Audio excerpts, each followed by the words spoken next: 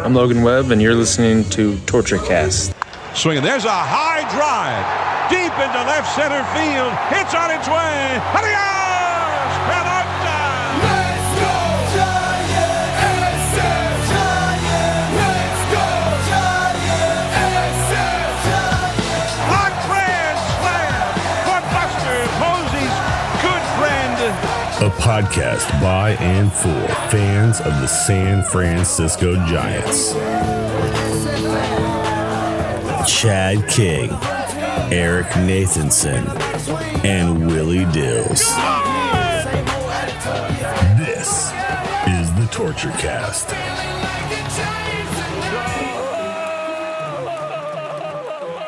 It's Wednesday, March 25th, 2026, and this is episode 333 of the TortureCast, the podcast by and for fans of the San Francisco Giants, and it's the episode we look forward to every single year. I can smell the fresh cut grass. I can taste the hot dogs. I don't know, man. There's nothing like it, and I don't mean like the Giants tagline. That's really lame now. I thought you were going to follow that up, Chad. It is opening day, baby. With I could turn a single into I could stretch a single into a double, or I can't even swing anymore. Staples in my arm right now. Poor Chad. Yeah, operating the helm here one-handed. But that voice you heard there is Willie Dills Gregory, man. How are you? I am, well, it's opening day, so I'm doing great. I will say, got to give a shout-out right now to It's Allie Duh and Little Jen, wherever they are. They used to always be on this show with us. We used to try to get together and do it live, and it was always fantastic. Unfortunately, times have changed. We finally put a left fielder in left field 2 years in a row. I mean, this shit is fucking everything up is down, everything down is up. I mean, who really knows what's going on? 30 home runs in a year? Yep. That happened. Yeah, and now two streaks broken. Yeah. So, I expect the Giants to take it. They're going to win it all, right? we used to have that segment when they were good. We're predicting stuff, right? Yeah. Oh, my God. We'll win it all. Another voice you heard. We're opening with that segment now. Yeah. The completion of the trifecta. We have the trifecta here today. Eric, what do you think opening day should be a national holiday?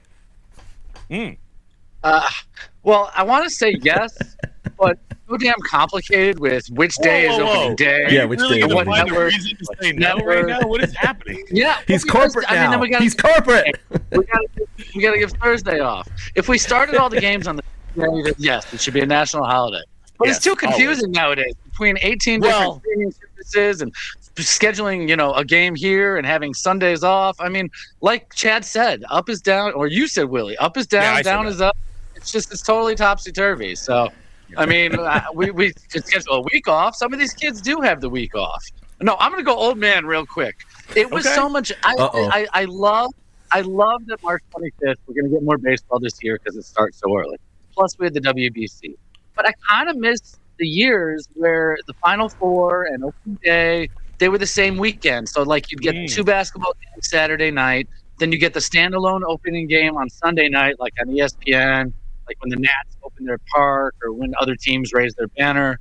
And then Monday would be a full slate of games, and you'd have the national title game on the same day. Like, that was a great stretch of time.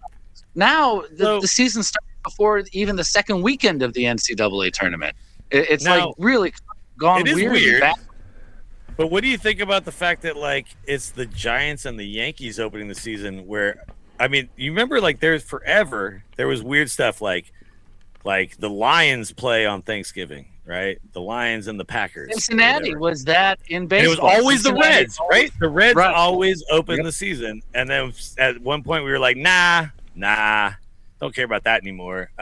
Giants, Yankees, though, first of all, that's great. I mean, what a fun game. Let's watch Aaron Judge hopefully continue to suck.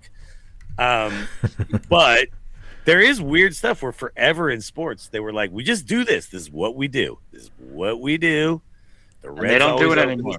And then one day they were like, Pete Rose never in the Hall of Fame, and the Reds never on opening day anymore.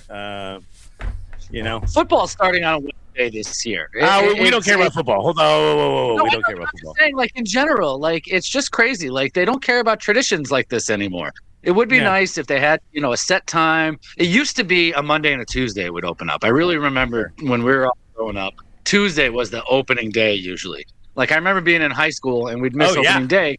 We had a game or we were at school and we had our own stuff going on. Now, it's a national broadcast, 8:00 in the East on a Wednesday night. It's like this. Sure. So I kind of miss the old school tradition. But like you said, Giants Yankees, especially coming from this guy, what greater matchup is there? So I do appreciate the Giants to be the standalone team. It's beautiful. Now, okay, I had this argument the other day, and Chad, I'm sorry, we're right into the show. I had this argument with somebody the other day where we were talking about like things we've always done, and people are like, "That's just what we do. That's how we do it, and that's what we should do." And you're like, "Yeah, I know, but I mean, what we used to do was, I don't know, like stab a boar with a dagger made out of obsidian. Should we just be continuing to do that? Like, yes, or is it okay? Okay, is it okay to change things up a little bit, right? Is it okay to understand that we've come this far? The Giants have hired the first ever manager out of college baseball. I mean, again, leading the way. First female coach in the MLB, right? First college manager who comes straight in the majors. The Giants are continuing to like do cool stuff. I kind of like being in an area where we just kind of go for it. We're like, no. Nope. We're doing it this way now. So get out of my way. This is what we do. Now, hopefully the Giants can continue to come up with more cool stuff like stealing bases, maybe. I don't know. 2-out hits, runners in scoring position, getting them in. Other wild things we've never heard of, but Now, dragging this out a little further, as it pertains to the Giants and Major League Baseball, you were reminiscing, and I was too a little bit. You were looking for tickets, just, thinking, hey, you live in San Francisco, maybe you can go catch opening day tonight. And it used to be, we used to walk down to the park, and you could just buy tickets from the scalpers down there. Sure. But even if you didn't, you walk by, anyone got a ticket, anyone need a ticket, anyone got a sell ticket, whatever. I remember being a kid going to Candlestick Park with my dad, and he would do that all the time. We drive all the way from South San Jose, more than an hour, all the way up there. We have tickets yet, Dad? Nah, we'll just get them from a scalper. No, and sure enough, we'll just get them. We don't need to go to the box office, and we get it for right after first pitch for a good deal. You just buy a couple in cash. This is when it was physical tickets, of course. And then just go pop in, somewhere kind of a moderate seat, not right behind the dugout, but not up in the nosebleeds. It was great, man. And nowadays you got to look online. And everything's through the app, right? And like already you noticed it's what, $115 or something like that for standing room only right now? For SROs. SROs, $115. Now, by the way, before the show started, behind the scenes stuff, I did buy a ticket for April 8th. $19. It's a 12:45 Wednesday game against the Phillies. So this is these are the kind of best deals you can get. That's pretty decent. Now, I do also, I got to give a shout out. My stepdad passed recently. Rest in peace, Hal Savage. Huge Cardinals fan. Great guy. Me and him really did bond over baseball in a big way, even though he was a stupid ass Cardinals fan. That was fine. But we'd always go to the Cardinals Giants games, right? This guy was old school. He was 88, I think, when he died recently. He would go to the park. Go to the ballpark on the bus, go to a window, buy a ticket for a game a month from now. Do you know what I mean? Because he didn't use an app.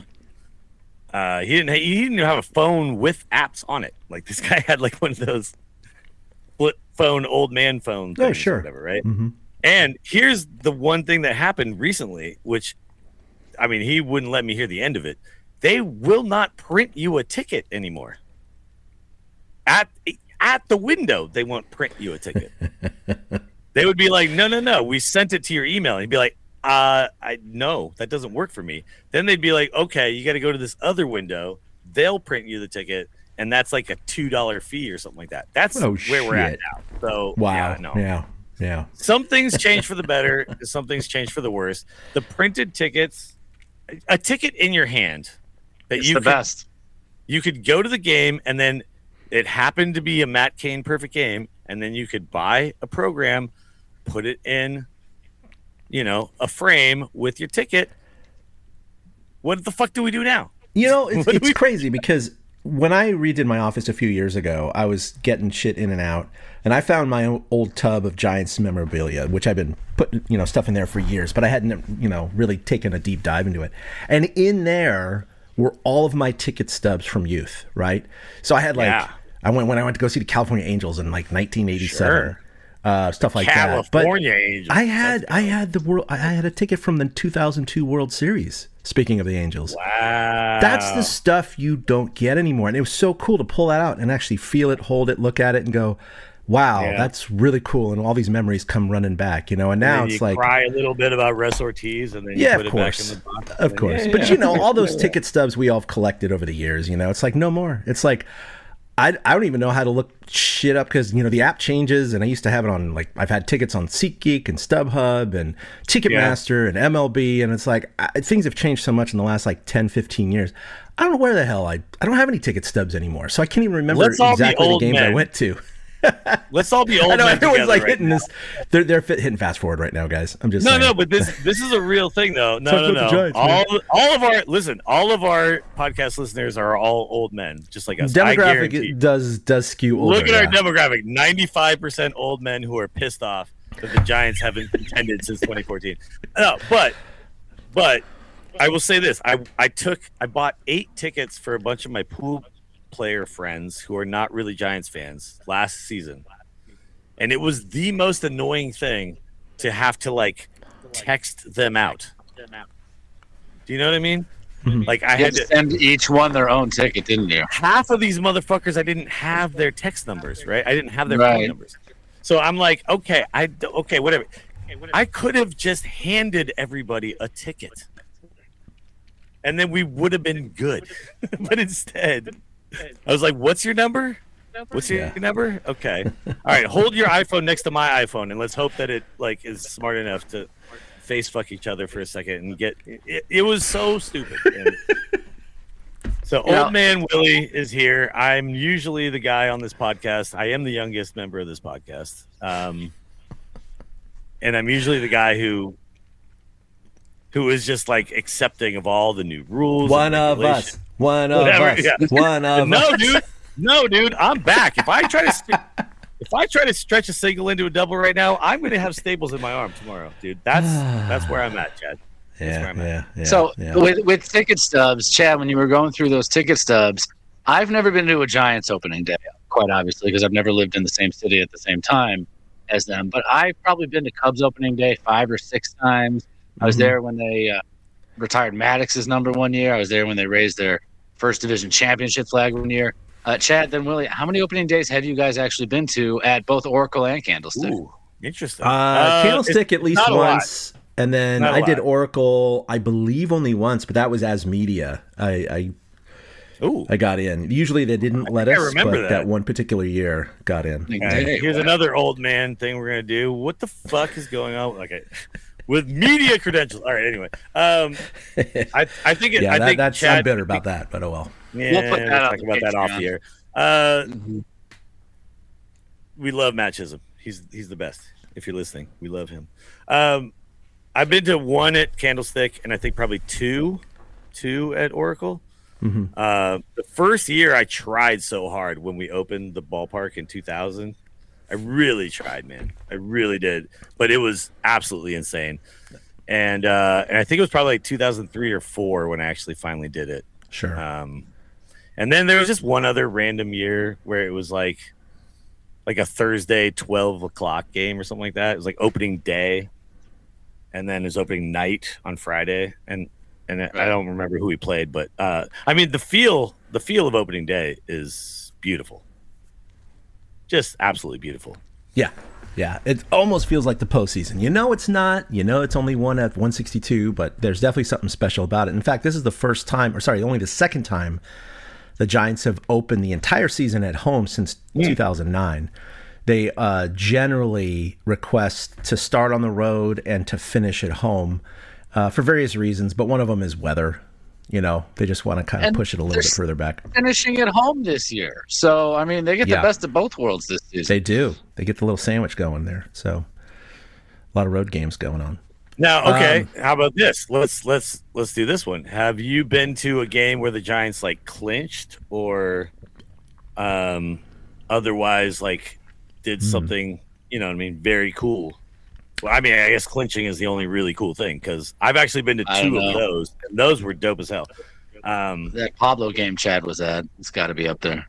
I mean, yeah, So- they didn't clinch anything, but that's probably one of the best games I've ever been to. That was the 3 home run game in the World Series in 2012. That was epic. That was absolutely epic. I was at Barry Bonds' 73rd and final home run game at Oracle. That was pretty sweet. Been to his 600th home run. I've never been there though during a clinch for the West or the National League, and of course they never won a World Series at home.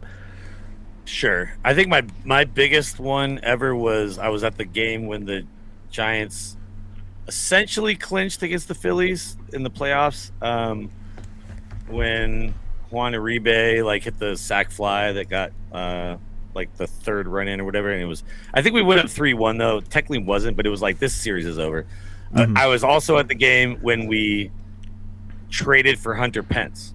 I was at that game, and I was there when he did his little tour around the stadium. Like, we were like in the Acme Chop House, and we were like, "Dude, we just got Hunter Pence," and they were like, "He's here," and then we like went back out, and he came in through the outfield, and like walked around the field. Yeah, it was. I mean, we were like, "This is it.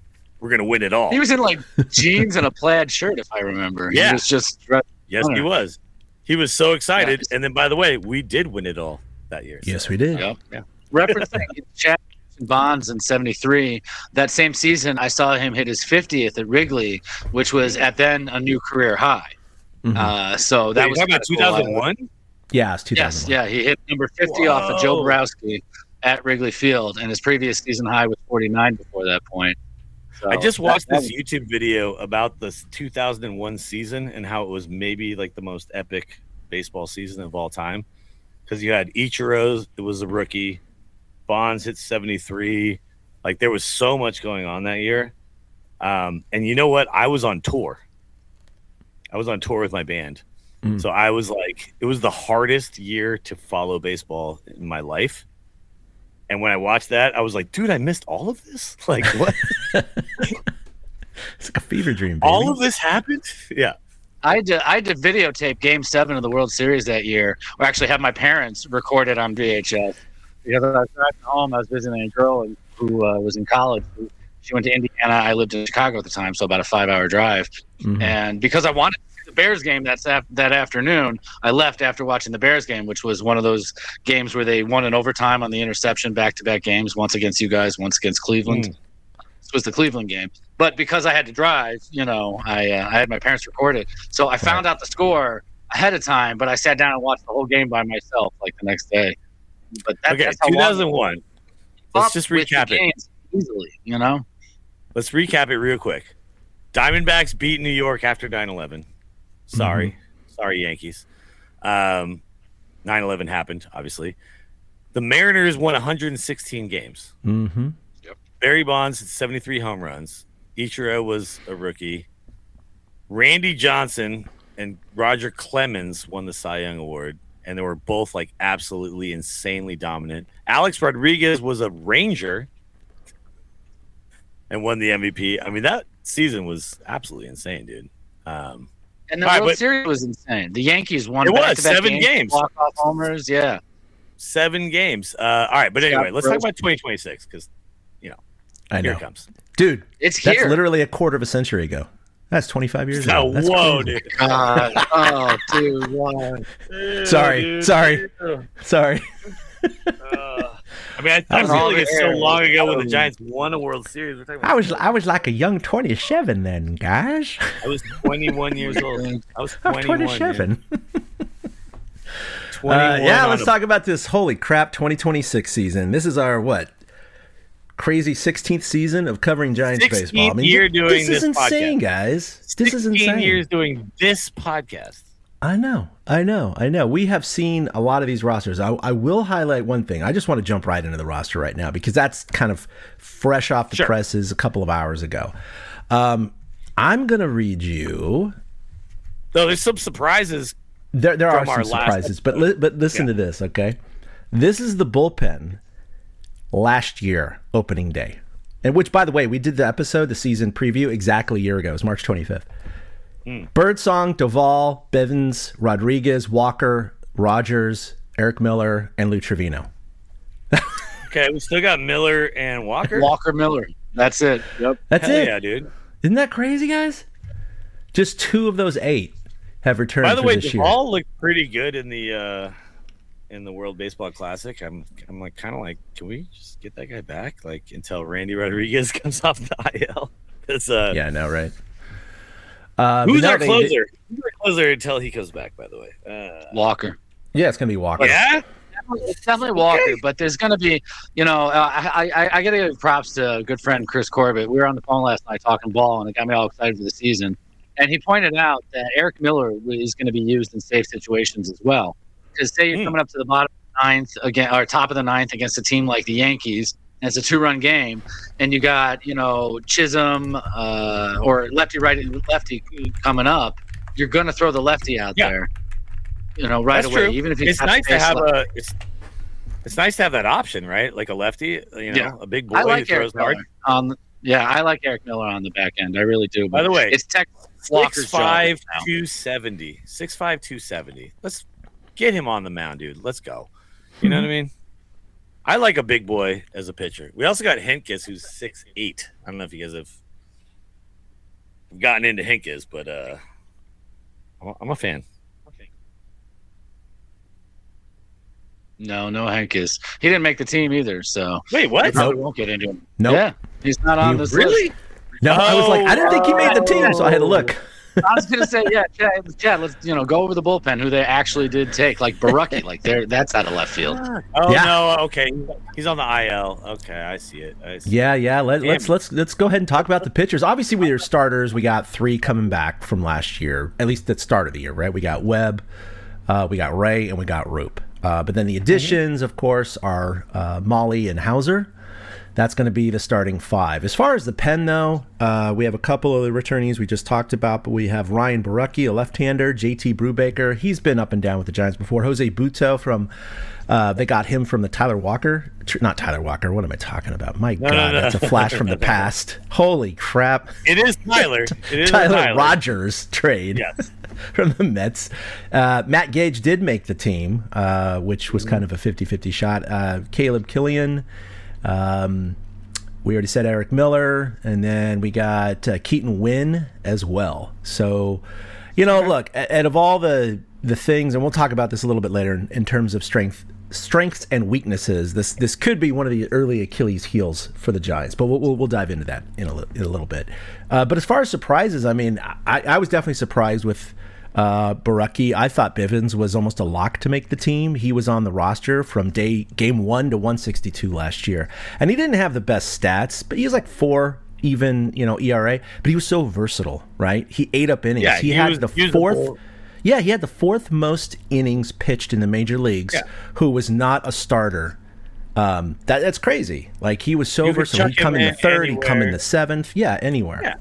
So he could do I'm one a little inning, surprised. he could do 3 innings, he could do whatever. But here's the thing: when I look at who we've got in the bullpen and what we got working, it feels like this is where there's going to be a lot of moves. There's going to be a lot up and down in the bullpen.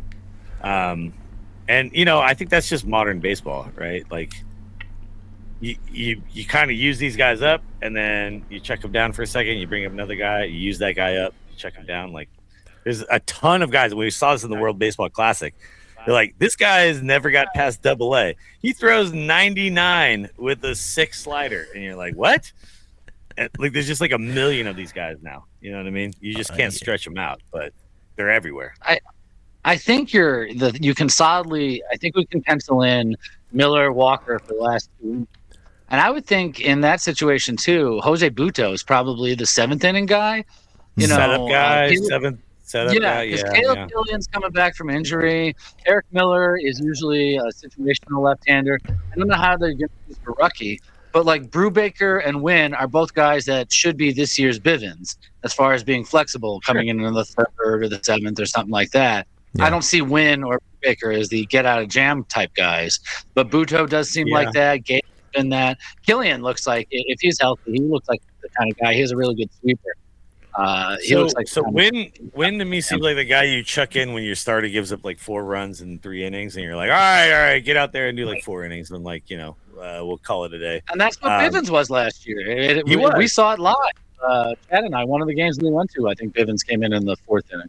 Mm-hmm. But that's a useful guy in the modern era of baseball, right? Like that's why need a guy who can. Surprising. Yeah, you need a guy who can soak up innings. You need a 8. bullpen who can go back and forth too. And I think we do have a lot of like righty lefties, so we have some movement there. But obviously now you can't just like there's no loogies anymore, right? There's no get this one guy out and then boom back to the righty. Like you put a guy in, he's in for an inning, right? Mm-hmm. But you do need a lot of ability to kind of move pieces around when it comes to the bullpen. So at least we got that. But there's not a lot of fun names in our bullpen. No. But until Rodriguez comes back. Until Rodriguez Chad, comes back. Okay, you mentioned Bivens. The fact that they didn't keep him on the major league roster, do you guys think this is a sign that the coaching staff is like, it's a new era? We are not rewarding loyalty, because Bivens was a loyal soldier under Bob Melvin. It was asked of him. So, I mean, do you think there's a hint of that? I mean, is it really possible Bivens is that much better than, say, a Brubaker or Keaton Wynn or even a Ryan Barucki? I mean, doesn't that kind of smell like the coaching staff doesn't matter what you did before, it matters what you do now? Yeah. I mean, to me it does. Yeah, for sure. I think you're right. I think Melvin's still managing the team.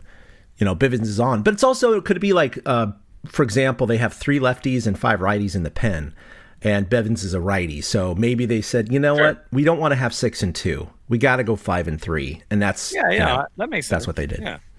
But I also think that Vitello is definitely like a modern era manager, right? Like he's like, I don't give a shit. I'm moving the pieces. I'm moving the pieces around, and I got this many guys with this many options and whatever. I mean, you saw Matos is gone. I was going to use that reference. Yep. Yeah, like it's like, hey, I don't care. Yeah, you've been around a while, but hey, this other guy is fast. This other guy's fast, and I want to be able to put a pinch runner in late in the game when Patrick Bailey gets a single in the 8th inning. You know what I mean? So, sorry, Matos. Also, Matos is the minus WAR guy for 3 years in a row. So. You want to talk about sample size? That dude had the biggest sample size of any quad A player the Giants have had. Player of the week 2 years ago. I mean, you remember that? Yeah. Can you believe they overlooked that? Yeah, he was really made that week. He really was. No, he phenomenal. Was. Oh, by the way, can we just also point something out real quick? Lamont Wade cut from the White Sox. Yeah, something happened to him, but he hit almost 300. From the White Sox. Yeah. I think you can't even get on with the White Sox. The White Sox want to look at their kids, and Wade's already shown what he can do. I think that's kind of what it is, and I think he gets released in the hopes that he can get on somewhere else, much like he's going to do great in Mexico, though. He's really going to tear up Mexico. Or Paul Wilmer. Hey, is there room in Tijuana? Yeah. Wilmer is going down there. Absolutely. Oh, man.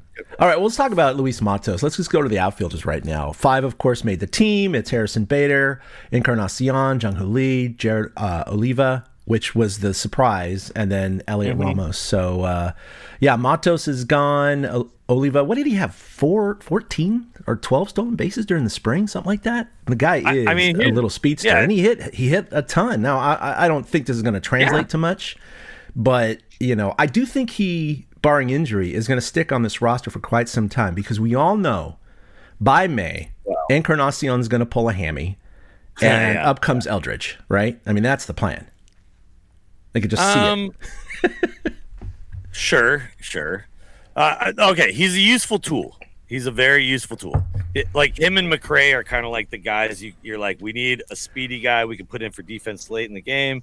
We can do whatever we want with this guy. And if we need a stolen base, if we're down 1 run and a guy gets a walk, it's a guy on second. You know what I mean? And like he really is that guy. So I from forever in my baseball world, I think these are guys you want.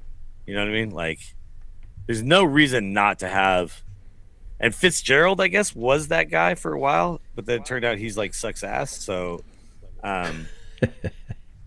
it's nicer to have him in the outfield, to be honest. But he also can't really hit. So I don't know. We'll see. I don't know. This stat line from spring training, he definitely earned the job. Hitting 375 compared to McRae's 267. His OPS was 994, and McRae's was 792. And like you said, 14 stolen bases in 15 attempts.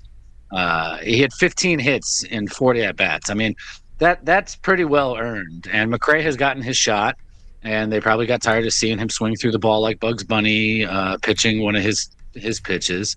Because you totally know what I mean. McRae, when he swings through it, it's like there's a hole in his bat. It's like he's there, but he's not there.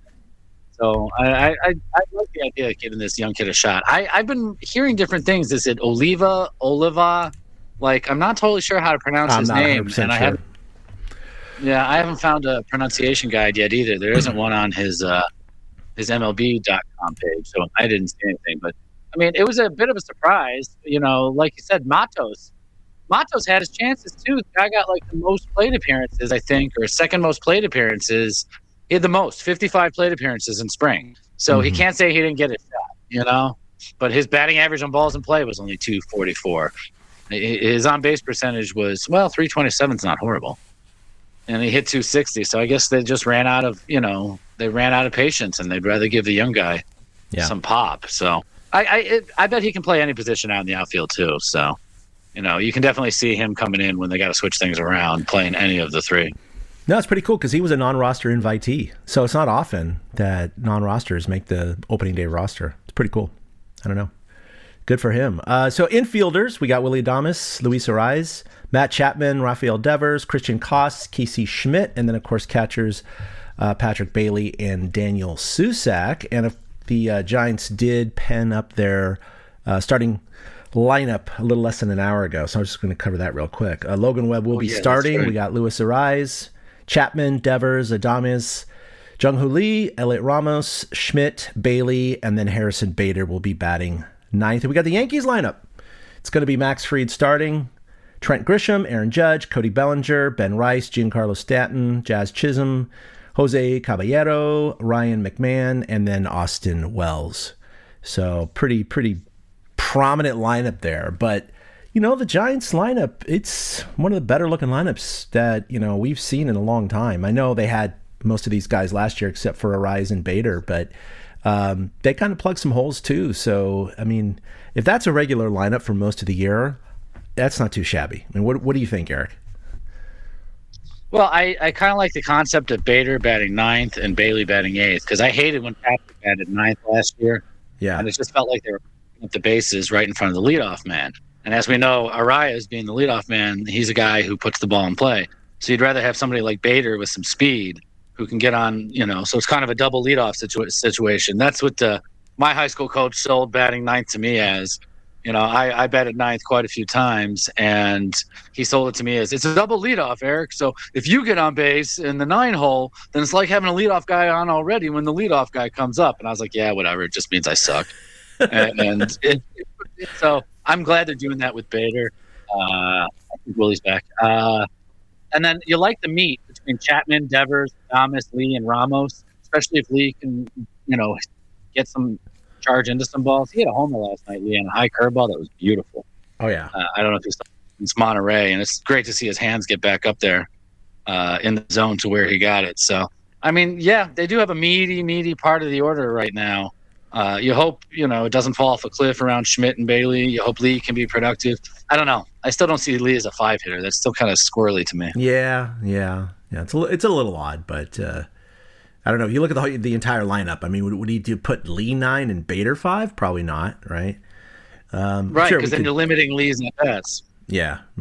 So, But yeah, I mean, it's exciting, guys. I mean, just watching the lineups come out, like the real lineups, not the spring training lineups, right? We don't have any quad A players. Well, at least I hope not. It's looking pretty good. Man, I don't know. Wish I was there. I could be in the park tonight. That would be one hell of a thing. I mentioned it earlier, but strengths, I do think that the Giants have probably one of the better regular lineups in the last decade or so.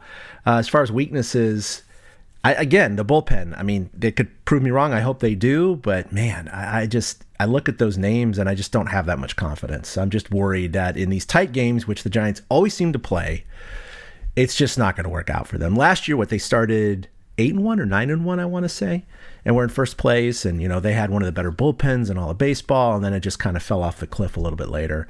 And that's when we thought it was actually going to be pretty decent. Eric, what do you think as far as strengths and weaknesses? Do you have anything that you've kind of got in your head? I do. I think Willie's back. Got to add him back in. It's funny because we wrote down similar things. You just mentioned the lineup. The offense does, kind of have this. They can score 7 runs in an inning at any time. We even saw it in the last few games as they seem to, have a burst. So they definitely are a type of team where hitting can be contagious. So I'd say that's their biggest strength. I'd also give a nod to the rotation. Just at least the top 2 are quite strong in Webb and Ray. And then if Molly can pitch anywhere the way he did during spring, if Hauser has a decent year and Root continues to work on that curveball, they could have a really good starting rotation. So I'd say starting rotation and offense probably the biggest strengths I see. I really like that answer, by the way, because I did consider. By the way, thank you for having me back. I'm back. Sorry about that. My internet sucks ass. I think I'm blaming the Yankees for this one. But get that really out of here. They're talking shit about us. I love that you said the starting lineup because I do think that the lineup is definitely an upgrade from last year. Like it feels like these 5 guys could potentially actually pitch a whole season. Do you know what I mean? And last year, I did not feel that at all. It was like, okay, we got 1 and 2, decent, and then everything else, who freaking knows, right? And when you look at the teams that won, one of the strengths was always like, I mean, what was it? 2010, it was like everybody started like 35 plus games. You know what I mean? Like that was a huge deal.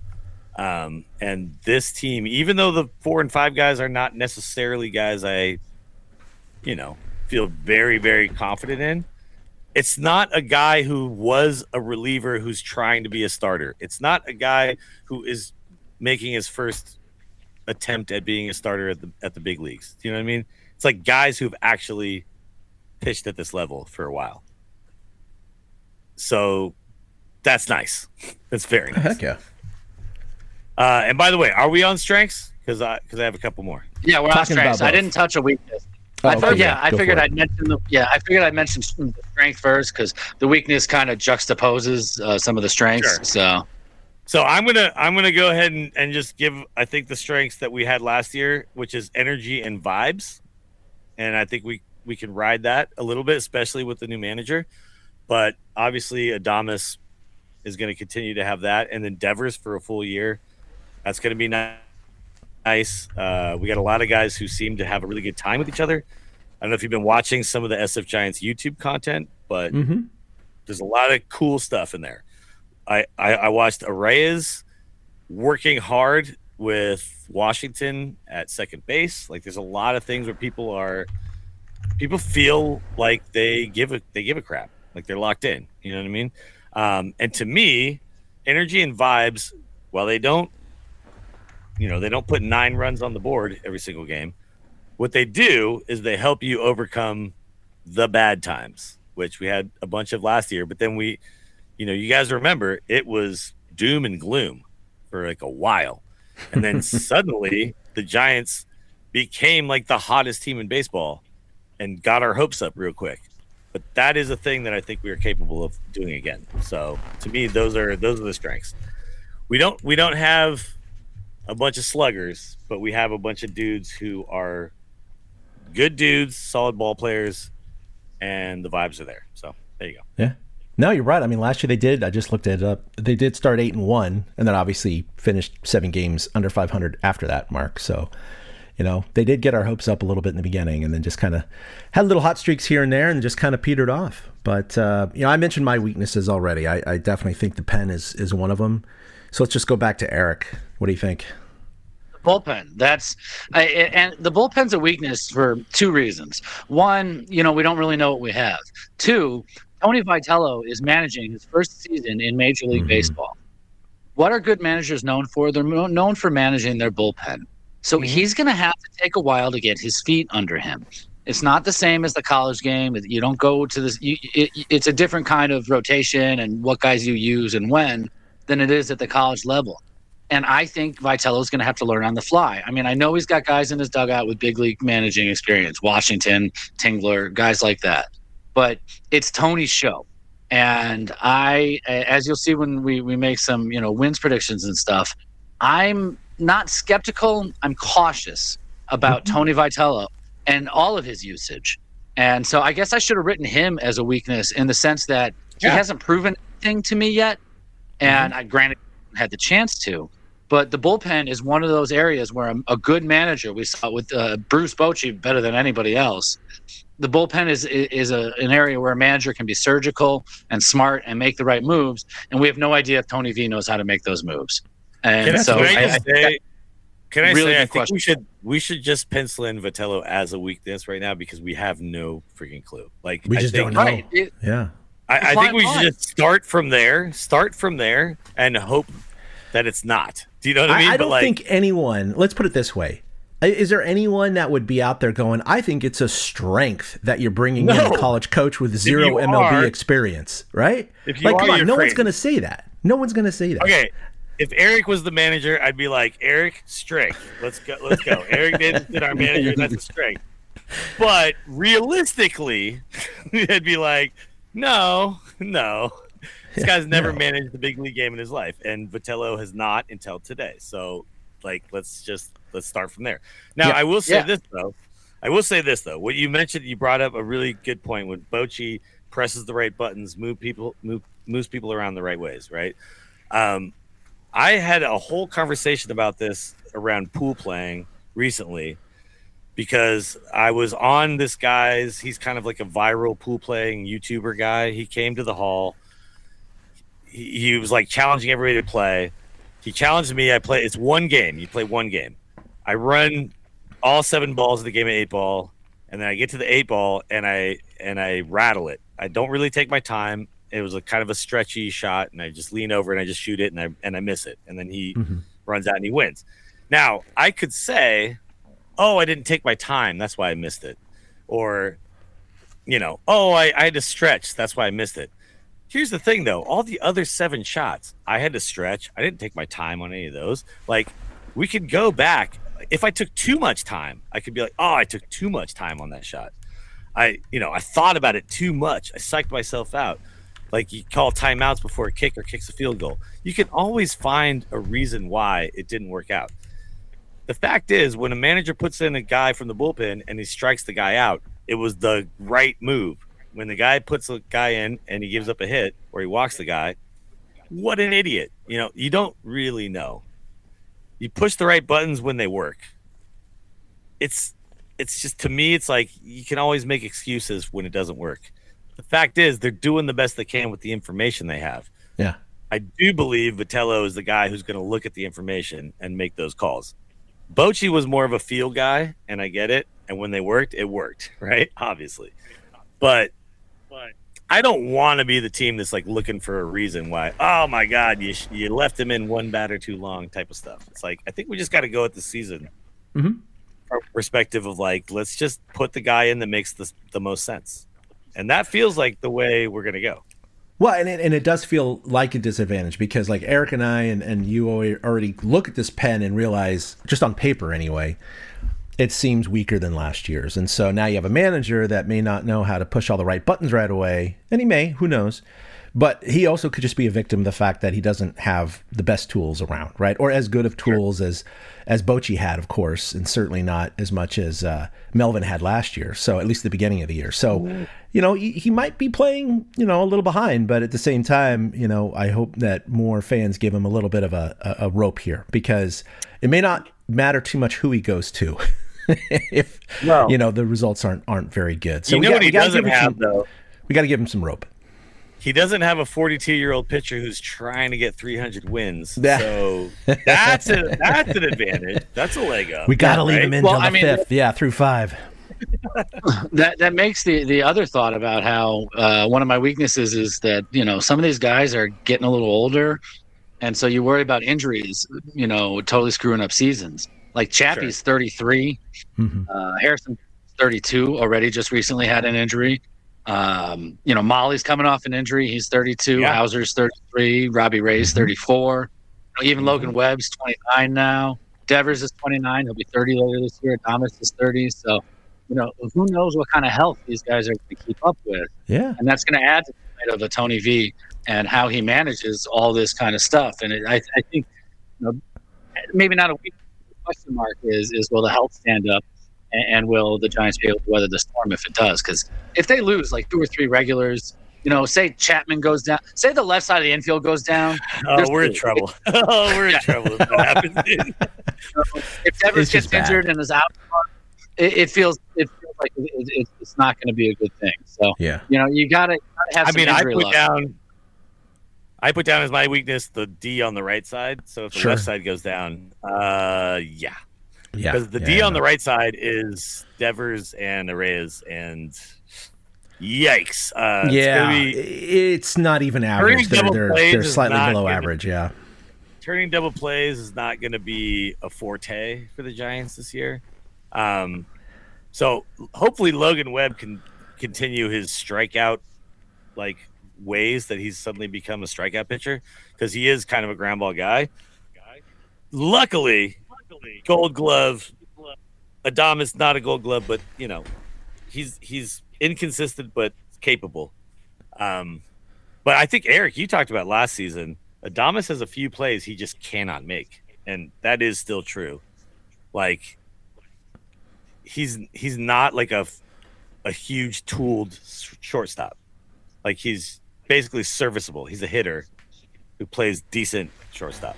So we're looking at he played beter than I expected, though. I'd say he's tier 2. No, he's not a minus shortstop defensively, but he's not. No, he's He's not Bobby Witt Jr. By the way, did you watch him in the World Baseball Classic? That dude was unreal. He's insane, dude. He's insane. Unreal. God, imagine Bobby Witt Jr. in the '80s with turf. Yeah, seriously, you know what I mean? God, that guy's range and his arm strength, just incredible. And then, and here's the thing: Chapman is a wizard over there. Mm-hmm. Jesus Christ, Machado is still the guy. You know what I mean? Jesus Christ, what that guy does. But okay, if Arraez really takes this seriously and plays second base at an average level, I'll take average, no problem there. An average level, and I think Devers really did take to first base last year, but we're looking at some squirrely defense on the right side, so that's a huge weakness in my opinion. So yeah. Oh, and then I said runners left on base, which I think is going to be. It was a problem last year. It's going to continue to be a problem. That's going to be a continuing theme. Yeah, we're going to get guys on, and then it's going to be 2 strikeouts, and a guy pops up, and then that's a forever problem with the Giants. No, there's no doubt about it. And I think just a minor thing I noticed is just as far as with the opening day roster, which I know is going to change anyway all the time, no lefties on the bench to kind of start the year. So that was kind of interesting. But, I know that not every team is going to prioritize that. It's about options. None? It's about experience. None. Cost, Encarnacion, and Oliva. Those are the bench players. Yeah. So, obviously 60 to 75% of pitchers in the major leagues are right-handers, right? So most often you're going to have a right-hander in, and with you have to pitch to 3 batters, of course, rule in the major leagues, that was one of the nice things about having a lefty or the opposite on the bench, is because if your pitcher was only on batter 2 or batter 3, they couldn't switch, right? So you got the advantage on the switch. And now the Giants don't have that, assuming a righty's in. If this becomes a problem, then Eldridge comes up, right? Like if this really becomes a problem. It becomes critical in late game situations, tie game or you're down by 1 with a runner in scoring position. You got a righty on the mound that just came in the game. He's pitched to one guy. Yeah, now you don't have a lefty to plug out there. That's that could be an issue. Oh, now pitch hitting Daniel Susak. Perfect. Yeah, this guy will get a hit. Yeah, that's wild. Okay. It's a little weird, but that's. I think it will be a minor thing. I think it'll be a temporary thing, but it's something that they're well aware of. They didn't miss that. They had their reasons, so they're going with it. All right, so we're gonna get to the big thing here. The thing we enjoy every year. And some years we're Nostradamus, and other years we're the drunk on the street. We don't know what the hell we're talking about. But we're going to be talking about our predictions for the 2026 season. And, I'm just going to start out big, guys. Let's just go win totals. I have a prediction. We're all going to be wrong. No, That's my I'm going prediction. I'm going to predict the best things. I'm going to predict the Giants are going to kill it, and then I'm going to predict that Eric is going to predict that we suck ass. I have a prediction just about our predictions, is what I'm saying. Yeah. Oh, wow, that's nice. Okay, well, let's talk about. Now I just scrolled down. I'm right. Yep. I just looked at last year, guys, and we are in the exact same profile position, like 100%. So last year, Eric had the low with 79. I had the mid at 82. Willie had the high at 88. Now, of course, they finished with 81, right? 81. So I was 1 over. So it was pretty good there. And remember that took that run, Eric, at the end of the year, because we thought you had it locked up at 79, and they had a little run at the end of the year, and they ended up pushing 1 over. I thought I was going to get there. So I took home the mini trophy. I got it shipped to me, guys. Thank you very much for sending that my way. Hold on, wait. Do we do? I appreciate it. Price is Right rules on this? Or yeah, it's true. If I was over, if his Price is Right, that's what we said last year. If it was Price is Right, Eric won. I was the only one that said they wouldn't have a winning record, and they didn't have a winning record. Technically, that is true. They kiss their sister. But all right, I'm going to go ahead. I'm going to lead it off. I'm going one more in terms of last year's prediction. Last year I had 82. This year I'm going to go 83. I think the lineup's a little bit better. I think, God, they blew so many games last year. And I know that kind of leads right into the weakness I just cited, which is their bullpen, which makes sense that they might blow a lot of games again this year. But I think the lineup might overtake that by 1 whole game. And maybe offset some of the managerial issues. We'll see how Tony does.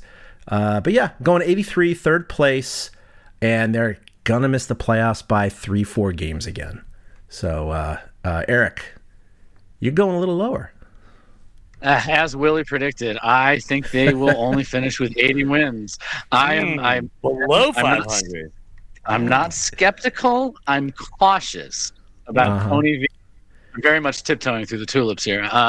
I'm cautious about Tony V. His first year. I think things are changing because obviously this is now a Buster Zach roster build more than a Farhan roster build, and we got to kind of get the Farhan juice out of the building.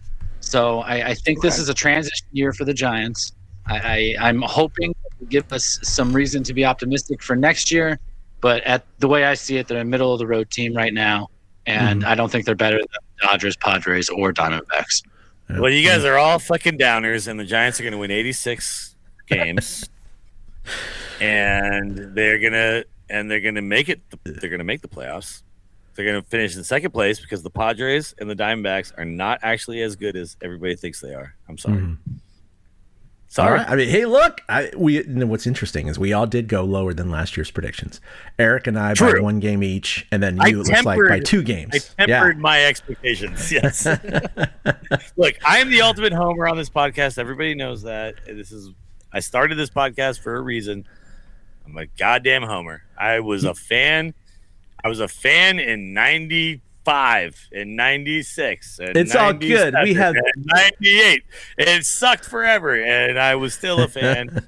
And if the Giants end up winning 50 games this year, I will still be a fan next year. But they're not. They're going to win 86. So there you go. Could you imagine life not being a Giants fan? I've thought about that now and then. Dude, It is Like, imagine weird. being a, I'm never a gonna Pirates fan. That must Right? suck. like we were talking earlier about enjoying teams from other people in our lives. You know, I mentioned the Cubs and my late wife. You mentioned your buddy Ty and the Astros, Sure. and your stepdad and the Cardinals, and like how we enjoy teams for other teams. But like, it's weird how much the baseball team you root for does become part of your identity. Oh, And 100%. you know, it's all of our favorite sport. It's what we love the most. So we want to see our favorite team. Like, I cannot imagine wearing other colors or. Okay, or rooting you know the It's Seinfeld just- bit where he's like, you're rooting for clothes. I'm like, no, bitch. I'm rooting for Will Clark and Kurt Manwaring and Robbie Thompson and fucking Logan Webb and Barry Bonds. And, you know, that's what Royce Clayton. That's what I'm rooting for. It's not clothes, motherfucker. It's not clothes. kind of. No, I mean, it's we- guys. It's guys. Okay, that's fair. That's fair. That's fair. When Brandon Belt joins the Giants, sure, he puts on the clothes. But then it's Brandon Belt, man. You know what I mean? Yeah, but Then we're, he's the giraffe. You know, it's no love, you know what I'm but saying? we're predispositioned to love these guys because of the laundry they're wearing. Apparently, we could do an entire hour on just this.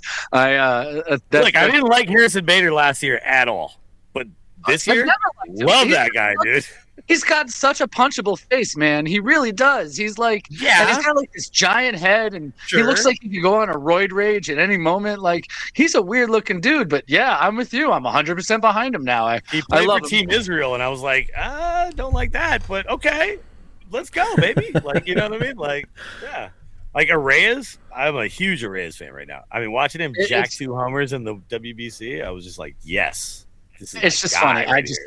like you guys. You know, you mentioned that you're the biggest meatball, but I guess I'm just pointing out that Chad and I are so diehard as well. Like No, that, even no, if no. our expectations are tempered, that doesn't mean that we don't like. Yeah, I predict 80 wins, but if the Giants won, 107 games, I would be absolutely ecstatic. So Let me ask you guys a Obviously question. not. Let me ask you guys a real serious question. If the Giants are down 5 runs in the ninth, do you turn the game off? Down how much? 5 runs in the ninth? 5 runs in the ninth, do you turn the game off? It depends on what I'm doing. Like if the family's around and they're waiting for Eric me. had the right answer. The right answer is no. No. I do. also don't have a. I do Walk if the around. fam's like, how much longer, No. Dad?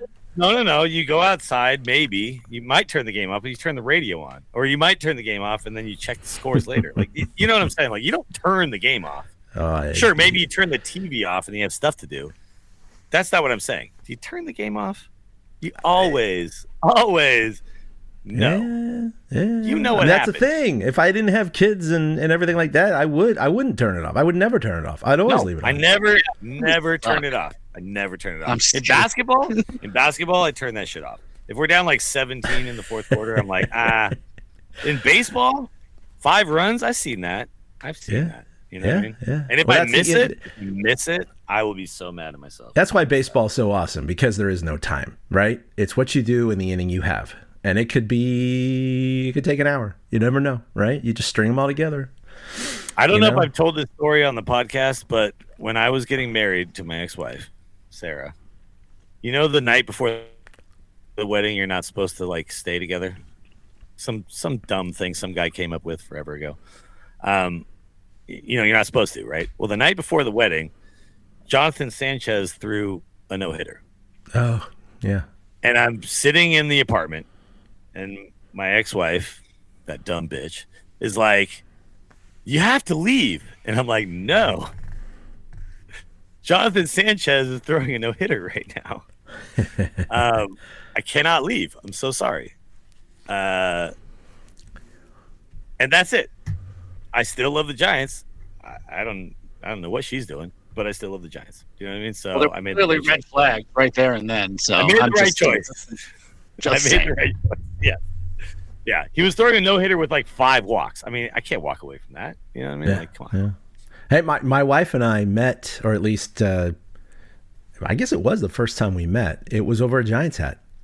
I was wearing a Giants hat at a Greek yeah. party. I had just graduated college like a year prior, but I was still living in the area. And she came up and was like, "Hi, you like the Giants? Oh yeah, yeah. Who's your favorite player?" I'm like, "Will Clark." She's like, "Me too." And it really was. I mean, that wasn't a BS line. Wife material.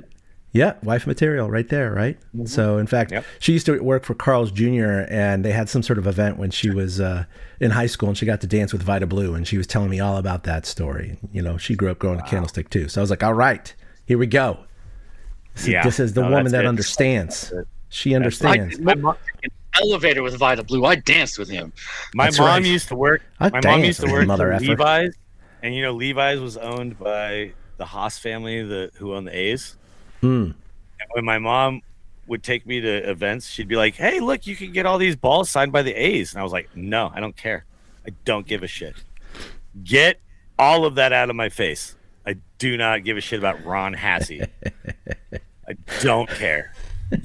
I'm a Giants fan. That's the thing." Yeah, there it is. Yep. No, I grew up all around the A's too, and just glommed onto the Giants. I don't know why, because I mean, it's ever since I can remember, since I was a little kid, you know, like 5, 6, 7.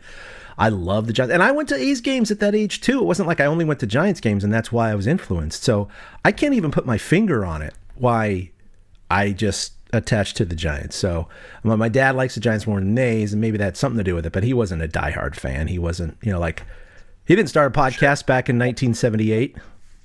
Oh wait, no, but you're a marine biologist, so you're a very smart man. So you made the correct decision by default. Based on and besides, science, they're in Vegas now, so goddamn it. Yeah. Well, that's why we're so excited for opening day. Is this kind of love? You know, we kind of have our best friend back. Sure. And, yeah. And good way to put it. To Willie, to your point, Willie, it's not just the clothing. Like, I'm looking ahead at the team leaders that we all picked in the different areas, and we are like full on rooting for these guys. You know, right now, like Rafi Devers is our guy now. You know, it's just how it is. It's like he's the guy now, and it's just wonderful to have opening day and our best friend back in our life. I am a huge Niners fan, but I don't care about Huff retiring this year. I'm like, people are like, "Oh my God, Huff retired. That sucks." I'm like, okay, sure. Don't really care. Sure. The Niners are just a bunch of dudes in red with gold helmets. I love Brock Purdy, yes. But with the Giants, it's like I love like the last guy in our bullpen. Do you know what I mean? Like, it is funny because I'm definitely way more of a Giants fan than Niners fans. But the irony is that I have season tickets to the Niners, but not the Giants. But of course, they play in Santa Clara. And 16 games a year is a little different than, and it's 8 home games, 8 or 9 or home games, not 81. Right. So it's a little easier. Chad, if you lived in Mission Bay, you'd have season tickets, right? I would at least have split with someone I know. You know what I mean? Yeah. Like, no, you'd have a guy, a friend of yours, that you split them, and yeah. Exactly. That's how we do it. So, and just for reference from Vegas, they have the over and under really at 80.5. So 500 seasons, the over. That's crazy. I mean, this is BetMGM, FanDuel. Need to go to Vegas and put a lot of money down. There you go. Put your money where your mouth is, Willie. Just go ahead. Sign up for FanDuel. Okay. Go do it. By the way, this is another not sponsored piece of TortureCast lore. I've been doing the MGA for whatever it is, 21 years now, since 2006. We didn't start the Giants podcast till 2010. Mm-hmm. For 5 years, we went to Vegas. And every year I would go to Vegas and I would put whatever it was down on the Giants to win the World Series every year. And I would put like $50 or whatever. $50 down, Giants to win the World Series. It would always be astronomical odds. You know what I mean? Mm-hmm. 2009 was the last year I did that. 2010, I didn't do it. Are you serious? I am serious. I did not do it. I don't know what the odds were that year. I don't know what the odds were, but I'm definitely a poor man now today because of that. But the other thing is, once I didn't do it, I was like, well, I can't ever do it again now because, like, we won. So, no, it's not about me. It's not about me and winning money. I didn't do it, and then the Giants won. So, never again. So never again. Well, if you want to know, the Giants' odds to win the World Series right now range between a plus 4,000 and plus 6,000. So, okay, well, maybe this one time. Maybe this time again. Yeah. Oh, shit. So yeah, last year it was 79.5 to 80.5. So they're pretty much right around where they were last year, maybe a half game better on average. So Vegas thinks they're going to be about the same team. So we'll see. I did poll social media, didn't give it as much time as last year, but in the responses we did get, we got a total average of 85.8, right where Willie Whoa, is. 86, my guys. huh? Hey, about that. Social media guys. Yeah. We had Reddit at 84.4 and Twitter a little bit higher at 87.6. So there you I go. texted Or Facebook, a few I should say. homies. I texted a few homies, and they all said 76. So all my homies are apparently doomers, dude. Yeah. Yeah, the lowest we got was a 77. So actually not as low as I thought. I thought some people might go a little bit lower. 77 is the lowest we got. Technically, the highest we got was a 112. I threw that out because it's like, come on, let's This it's not team even is in the realm not of possibility. We can all agree this team is not ass, right? Yeah, it's not ass. This is a but it's gonna have some ass. It's gonna have some ass months. ball club. Yeah. It's got some serious ass months. By the that's way, for sure. I am a doomer apparently when it comes to home runs. So at least I got that going for me. Oh yeah, let's talk about that. Team leader in home runs. It looks like we all agree with Devers, but as far as our numbers, I'm going. Hey, look, they broke the 30 streak, right? That's Adama's got it last year, so it doesn't need to be 29 or anything like that. I'm going 35 with Devers. We got a full season with him. Willie, you are shaving. You are shaving a little bit. Yeah, huh? no, I'm saying 29, and not because I don't believe in his power numbers. I'm just saying he rakes. He's going to hit a lot of doubles that should have been triples if he was faster, is what I'm saying. Sure. Like he's, and he will yank a couple into the bay, so that'll be fun. But yeah, no, I mean, I think 29 is where it ends up, and hitting 30 home runs was very cool for Adames, but we're just not a team that hits 30 home runs. We're just not. I'm sorry. No. I mean, that's the first time in 20 years. I think did Devers have more than 30 last year, but most of them were half of them. Yeah, 35, I think. he had Yeah, 35 last year. I'm going to look right now. Yeah. So, yeah, we're not Fenway, dog. So, sorry. No, and you have a good point. 29, my guy. 29, 138 games, because he did play 163 last year, remember, because of the trade, gave him one extra game, and he hit 35. The year before that was 138 games, he hit 28. 153, he hit 33. 141, I think he plays like 150. He plays 150. He plays a bunch out of the DH, and he just sits there and he can. He's going to he can go hover to right golf. around there, probably. Yeah, And probably right around he 30. smashes the ball. He smashes the ball. But I just think there's going to be a lot of hard hit doubles and a lot of hard hit singles. You know what I mean?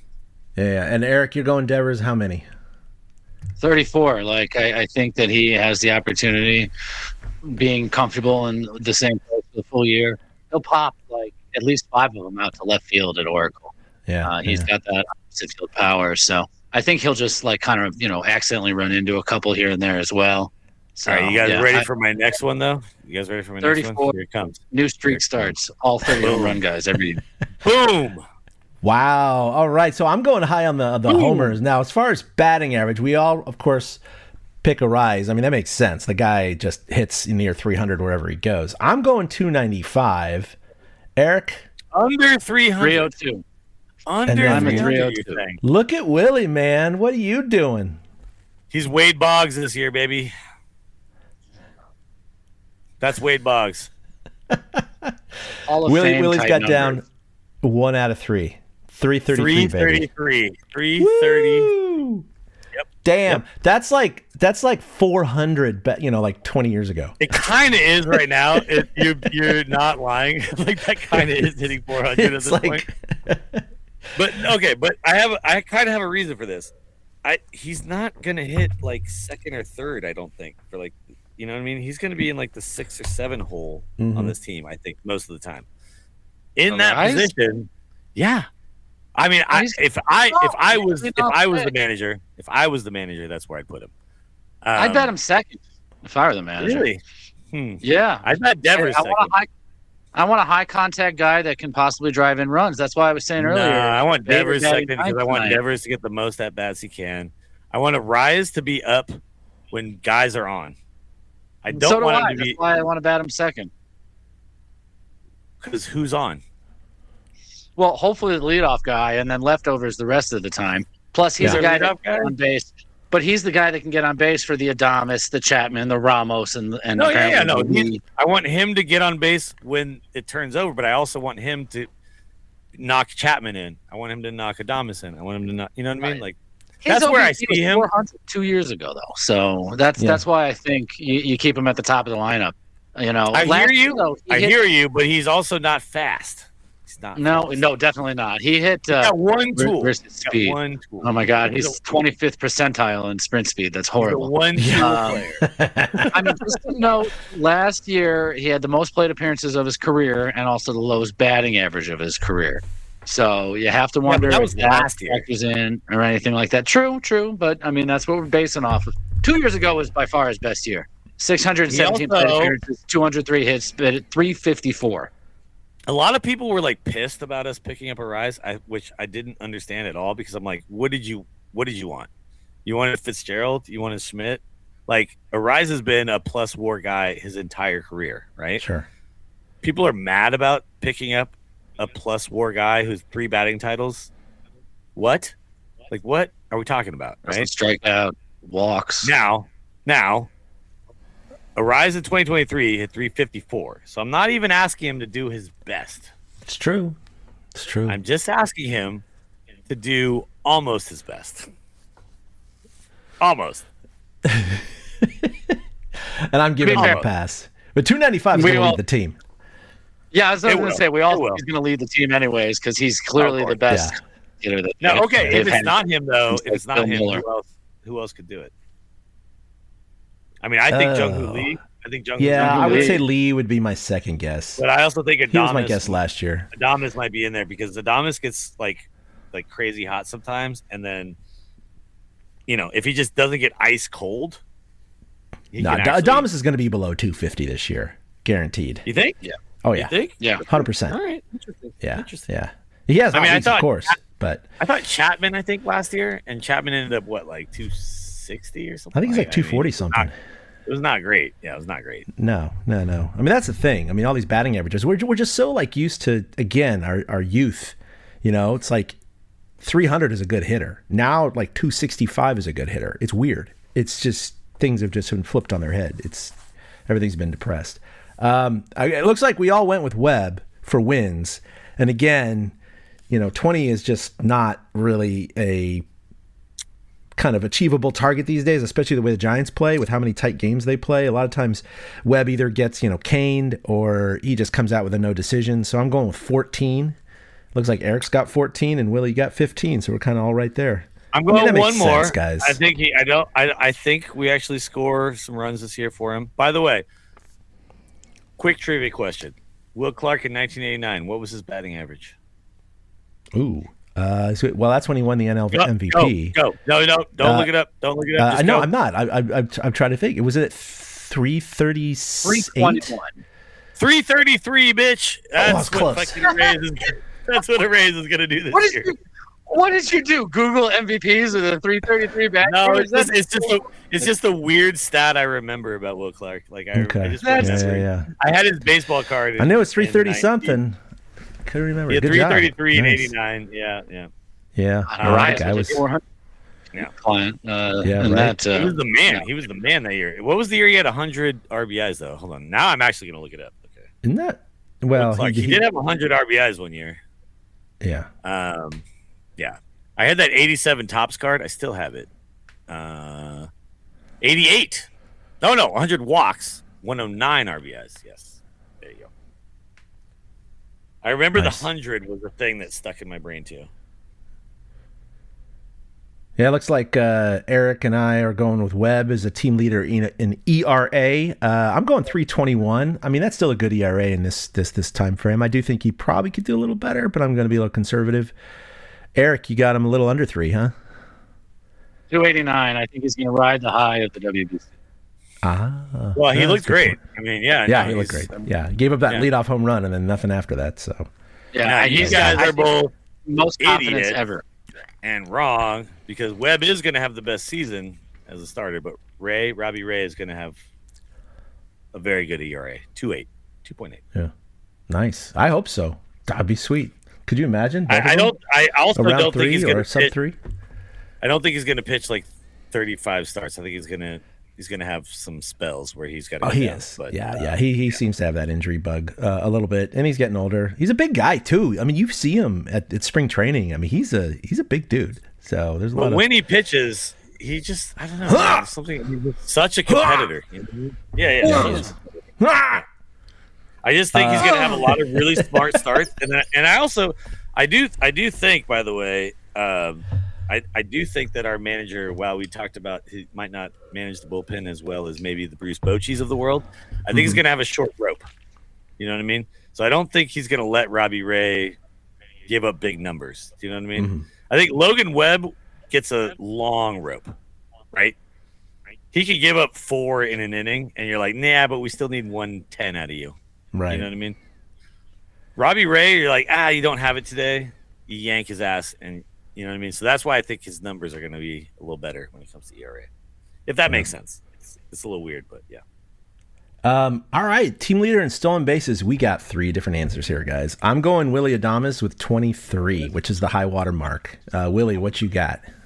Jung Hoo Lee, we're not going to steal a lot of bases this year, so no. 14.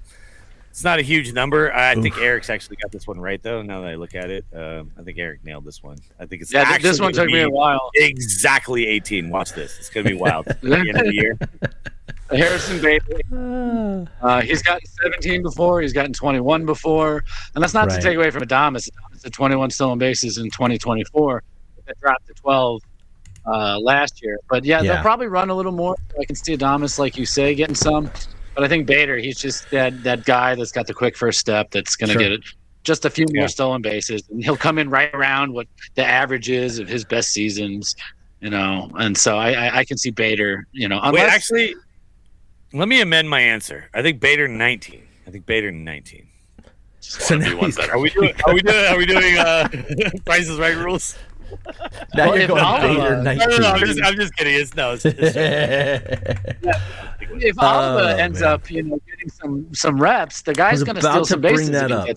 Yeah, that's the caveat, right? If this dude hangs around the roster a little bit, gets some playing time. I mean, he had like 14 or whatever just in the spring. I mean, he's a guy who could get like 10 in a month easily. Well, he's going to pinch run quite a bit. So yeah. There's a lot of guys on the roster where if they get on in the 8th or 9th inning, we're down 1 or 2. Yeah, you're pinch running, right? You know what I mean? So he could get quite a few. No, it's a possibility. All right, all stars. Oh, go ahead. Wait, Adames led the team with 12 stolen bases last year, and Oliva had 14 in spring training. That's ridiculous.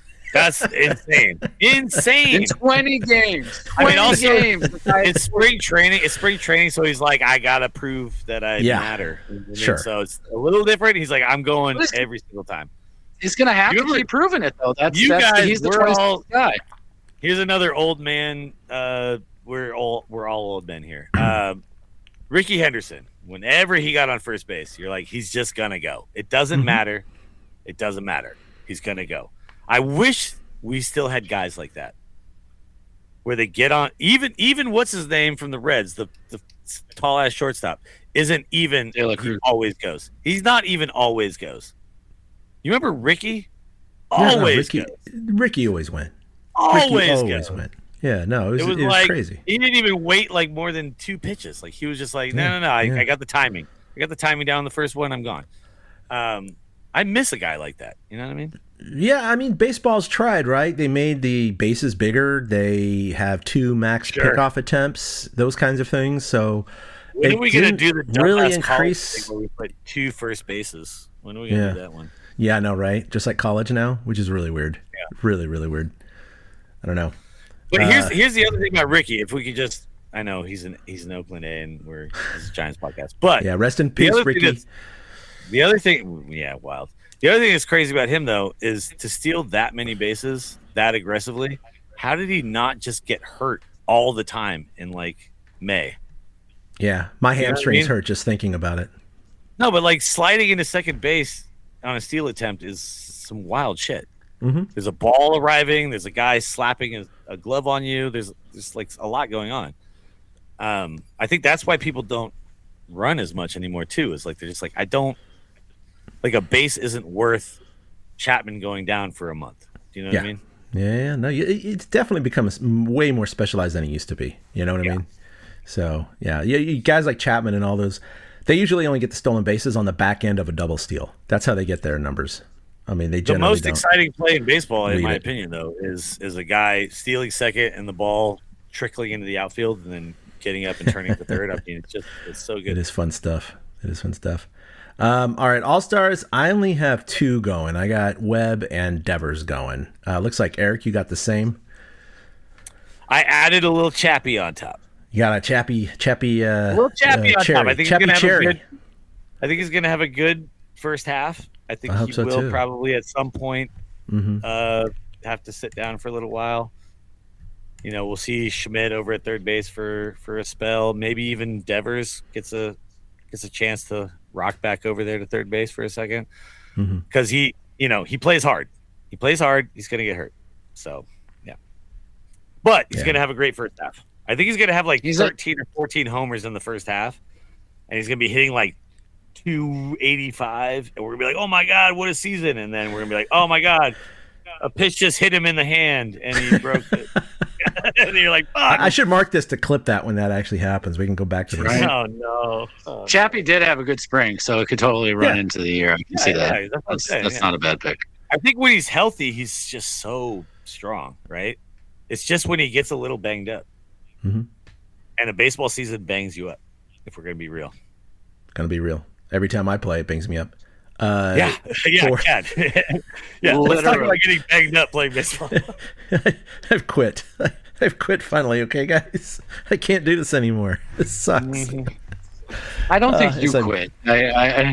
You didn't have a choice, really. My body quit for me. You know what we should do, though, the three of us, one of these days? We should just go out for a nice game of 3 flies up. You know what I mean? No stretching singles to doubles. Just a guy with a fungo bat hitting balls to 2 guys. Just hitting the ball up in the air. Until one of them catches 3 of them, and then that guy goes and he hits them for a while. You know what I mean? And then I'll have nice like casual fly balls. Yeah. Patella tendon separation or something. Me and Eric both have a beer in our hand while Chad's just hitting fly balls to us. You know what I mean? Oh man, I wonder what kind of And then once one of us actually gets hurt doing that, we go, maybe just let's sit down. Yep. Yeah. Stupid aging, man. Freaking A. All right, for special awards, I only have Patrick Bailey winning the Gold Glove, which is not a shocker. I think he's probably the odds-end favorite to do that anyway. I think, Eric, you got the same.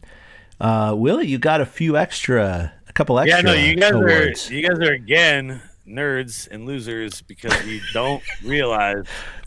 We got to have someone who overshoots, man. We got to have the Mike Kruko here. Okay, I'm just saying. This is great. Chapman's going to repeat as a Gold Glover, and Arrays is going to hit 333. So I can't put that he's going to hit 333 and then not put that he's going to hit. No, I agree. If he's hitting 333, he's probably, batting. He's winning the batting title. Yeah, batting 100%. Let's be real. Yeah, 100%. Who's hitting 334? Yeah, exactly. Nobody. Even if he hits 295 or 302, he's actually 295 might do it. Yeah. Right. So all three might have picked the guy who won the batting title. It's kind of crazy, isn't it? Oh, it's shit. In this day and age. I mean, what was last year's highest batting average? Was it him? Okay, no. In the American League, there was a 300 guy. Judge was like 328 or something. Judge won the batting title with 56 home runs or whatever the fuck. Yeah, no, he's stupid. He's like triple crown threat every year. Yeah, 100%. Yeah, I don't get suck on that, Ohtani. Who in the National League? Ohtani can go out there and strike out 11 guys in 4 innings. Wasn't there a guy on like Pittsburgh who hit like 301 or something like that? I thought there was like some rando. No, it was Judge 331, Bichette 311, Wilson on the A's 311, George Springer 309. It was Trey Turner 304. Yeah, for Philly 304. Yeah, 304. Okay. That was the National League batting champion, Trey Turner at 304, and then Nico Horner at 297. Yeah, so, that's the other thing. you brought up complaining about, getting Arias. There was a lot of talk about Horner being traded to the Giants in the offseason. And it's kind of like one or the other when it comes to batting average, balls in play between Horner and Arias. To be fair, though, Horner is probably a better all-around defender. All around, yeah. But, I mean, you can defend the Arias signing, very well. Not a shocker, but that was the lowest average in history. Like in National League history for any time. It's crazy. Oh, really? Oh, wow. Yeah. Since 1876. Let's talk a little bit about the offseason and what was possible in the offseason this year, because there wasn't really a lot. I think the Giants actually did pretty damn good. Like, who were the big guys? Like, a lot of guys just like re-signed. Do you know what I mean? Like, there was not these like massive moves this last year. Kyle Tucker was a big name that was out there. Kyle Tucker's about to fall off, dude. I'm sorry. Like, Kyle Tucker he's gonna fall off, dude. I'm sorry. Well, that contract is just unreal for who he is and what the Dodgers paid him. Sure. Like there was just not a lot of huge names that were really available this year. So getting Arias and Bader was actually like kind of dope. Yeah. No, I love the moves. No doubt about it. You're right. There wasn't that preeminent free agent this year. I mean, Kyle Tucker kept being purported, he's the number one free agent, but that's not really saying that much. Because, in my opinion, most other years, like he would have been number like 3 or 4 or 5 on the list. That's the weakest big free. Bo Bichette went to the Mets, right? That was a thing? That's probably it. Yeah. Wasn't that it? That's kind of it. Was Bregman a free agent, or was he traded to the Cubs? Oh no! Wait, what was the Mets? We have a third base hole. First baseman who had a resurgence. Yeah, Pete Alonso. Pete Alonso. See, and I was talking about Alonso like 3 years ago. The Giants. Yeah, that's the thing. Once we got Devers, though, we knew we were out of getting any name first baseman. True. There was also like Framber Valdez was out there as far as starting pitching goes. Edwin Diaz, if you want to look for a closer, that would have been a decent one. But beyond that, you're talking hitters. It was Tucker, Bregman, Bellinger. Bellinger was flirted as an idea for the Giants as well for a little bit. And then Pete Alonso, okay, there's already blockage at first. Kyle Schwarber would have been a decent addition, but he seems like he went back to the Phillies, so yeah, he seems to like the Phillies. And then Bo Bichette, he probably wants to play shortstop, so the Giants aren't going to sign Bichette to play shortstop. They'd sign him to play second base. Right. So if the Mets are willing to give him a ton of money and keep him at shortstop, then he's obviously going to choose that. Yeah, there just wasn't like it wasn't the Aaron Judge year or the Shohei Ohtani year or the fucking like all these guys, like it was like, who's the greatest guy out there, and it's like okay, whatever. So to pick up Bader and to pick up Arias, like, I don't know, man, feel pretty good about things, and I know the pitchers weren't the sexiest pickups, you know what I mean, but like solid. They're solid. Yeah. Now the big issue, obviously, we just did nothing in the bullpen. We basically just were like, we'll pack whatever. Who we got? Who we got in the bin? Let's just put them on. Here we go. It would have been nice to get Tyler back. That would have been, I think, a lot of I know. I actually thought that was going to happen. I actually really, really thought the Giants were going to re-sign him, and it just didn't happen. Yeah. That was a shame, but. That would have been sweet to have. Yeah, because they got, boy. I don't know about this pen, guys. We'll see after month 1. Not so hot on it. I have a pretty good slider. So. Hey, by the time you make it down there on Wednesday, why don't you go down to the dugout, see if you can flag someone down? By the way, I know I've been the tangent man today, but I have one more tangent that I do want to share with the TortureCast audience out there, because, been talking to you guys for 16 years. I think you guys are my homies. You all can trust me at this point. There's a guy I used to work with at the Peaks. His name is Alex Solis. I actually texted him, asked him what he thought the Giants were going to do. Oh, he said 78. Oh, okay. Anyway, he used to play baseball for Reardon High School in San Francisco. Mm-hmm. And he always talks shit. Played at Reardon. Yeah. Reardon was an all-boys school when I was in high school. I think they're mixed now. Anyway, they had a decent baseball team. He always talks about how he used to rake. Oh, also Also, he's friends with Anthony, who does the in-game promo stuff at the ballpark. Sure. You know, like when they go out and they're like, "We're throwing shirts out," and Yeah. like we're asking this guy if he knows a trivia question. He's one of those guys. That was his best friend at Reardon. Anyway, we worked together at the Peaks. It has come to my attention that he thinks he's good at baseball, and I have told him that I can strike his ass out. Oh. And he doesn't believe me. So at some point, when you two are both in the city, and Eric, you are an umpire. But we need to invite this guy out to some random baseball field in the city, and I'm going to strike this motherfucker out. And I want it to happen before I become 50, because I don't know if my dookie's going to work at that point anymore. But right now, I guarantee you, I still have a decent slider and a decent curveball, and I don't think he can hit either one of them. So. I'd also want to grab Reardon graduate Steven Risotto to join us for something like that. He was a middle reliever for Reardon just a few years ago.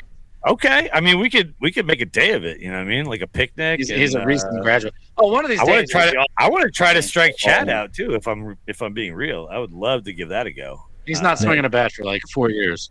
Well, but when he is, Chad, no running, just hitting. You know what I mean? I know. That's how I hurt myself. That's I know crazy Chad thing. can Didn't do that without hurting himself. Come on. I've actually seen Chad hit. I've actually seen Chad swing a bat one time. It's pretty solid. Maybe it was a golf club. Wait, am I wrong? It was a golf club. I think it was a golf club. And I suck at that. And it was terrible. Never mind. I suck at golf. No. But as far as baseball's concerned, I would consider myself an average fielder, but I've always been a good hitter. That's how I made all-star teams in these men's leagues. It's just hitting, baby. I just need Eric to have a really generous strike zone. Well, it's usually a low zone. Like I'm thinking USA in the World Baseball Classic style strike zone. You know what I mean? Like, oh, that was my strike zone. I wasn't that far low, but I was definitely known as a low ball umpire. But my head was in zone, so nobody cared. You know. I don't throw heat, so I don't go above the zone. I like to live around the knees. Or else Chung Hoo's going to take you deep. All right, so last we did our predictions, we did all those kinds of things. Last kind of wacky question. We had no thought, no prior discussion. Oh, a wacky question. Yeah, let's go. Last year, Patrick Bailey hit an inside the park home run to win a game. Ooh. Is the craziest way the Giants are going to win a game this year. Okay. I love this. I like that. Yeah. Okay. I got one. Go for it, Willie. I think I got one too. Unless you steal my thunder. Oliva pinch runs at first base, steals. They throw it away. He takes third. They throw it away there, and then he comes around to score. In a 3-3 ball game against the Padres, because it's always going to be the Padres who do that. It's going to be Tatis, who tries to throw his ass out at third base because he thinks he's like the man, but he's not the man. So there you go. And he comes around to score. All right, I think the Giants are down by a run at home in the bottom of the ninth. And they have runners at second and third, and for some reason the Giants have re-signed Wilmer Flores, and he's at the plate. And a ball is called a third strike, but alas, he challenges it, and they review it, and they determine it is a ball. And now the count remains 2 strikes, and the next pitch he delivers a game-winning single, and they'll be like, "Look at that, a little redemption." Yeah, well, if Wilmer comes up with runners on base and scoring position, and you need to win the game, I mean that's just a guarantee. Okay, wait. Can I amend my answer? Sure. Okay, the Giants are losing by 12, and the other team puts in Kike Hernandez. You hear how I pronounce that, by the way? Kike Hernandez. Yes. Kike Hernandez gives up a grand slam to Casey Schmidt in the 8th inning. Then Casey Schmidt comes up again in the 9th inning and hits another grand slam. And then the Giants continue to put runners on again, and somehow Casey Schmidt comes up one more time with the bases loaded and hits a third grand slam. A third granny, huh? I like it. Yeah, you have Fernando He's already Tatis done Senior, who hit 2 grand slams in one inning. No, but Casey Schmidt did 2 in successive innings. It wasn't Tatis Senior style. No. I like that. Okay, all right. Yeah, there you go. I'll take. All right, my crazy one is the Giants end up in a 14 or 15 inning game, and through a confluence and series of events, Tony V has moved everybody around so much that he ends up having to send Logan Webb to the plate in a pinch hitting situation in the bottom of the 14th or the 15th, and Webb is able to dink or dunk one out to the outfield to get the Giants the victory in the 14th or 15th. I was actually thinking about going with that one. That would be sweet.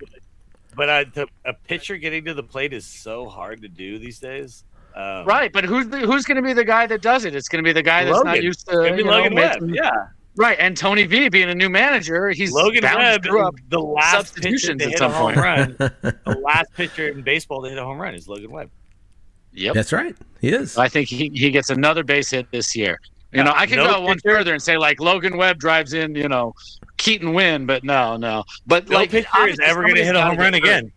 No pitcher is Yeah. ever going to hit a home run again. Logan Webb was the last. In my scenario, though, somebody has to come out of the game. Like Webb has to be inserted for Encarnacion, who was already inserted for has to Jung pull a Lee. hammy or something, right? Right, or get hit by a pitch, and then they need X-rays, and they don't know if it's broken or not, and it might not be something that knocks the guy out for a long time, but he has to come out of that specific game. And a so can Tony of corn V's to run right out of field. options. Well, yeah. And the other thing, Willie, you have to remember. Right field and Encarnacion is down. Grabbing his thigh all of a sudden. And what's going on over there? Oh, okay. Yeah, you do have to qualify that statement with except for Shohei Ohtani. So I'm just saying. Yeah. Oh, yeah. Shit. I guess you're right. He's not a pitcher when he's hitting in the 14th inning. No, I meant, because he was saying there will never be another pitcher that hits a home run, right? He's the last pitcher to hit a home run. And I'm like, well, except for Shohei. Not only did he hit a home he's run, a unicorn. I know. He's totally three different. home runs while he was pitching a complete game. So, yeah, you're right. By the way, you know what video I just watched randomly last night? You remember when that umpire checked Madison Bumgarner's hand for way too long? Oh, yeah. It got real... stared him down. The funniest video. If you haven't watched it in a while, go watch it again. It is pure comedy, dude.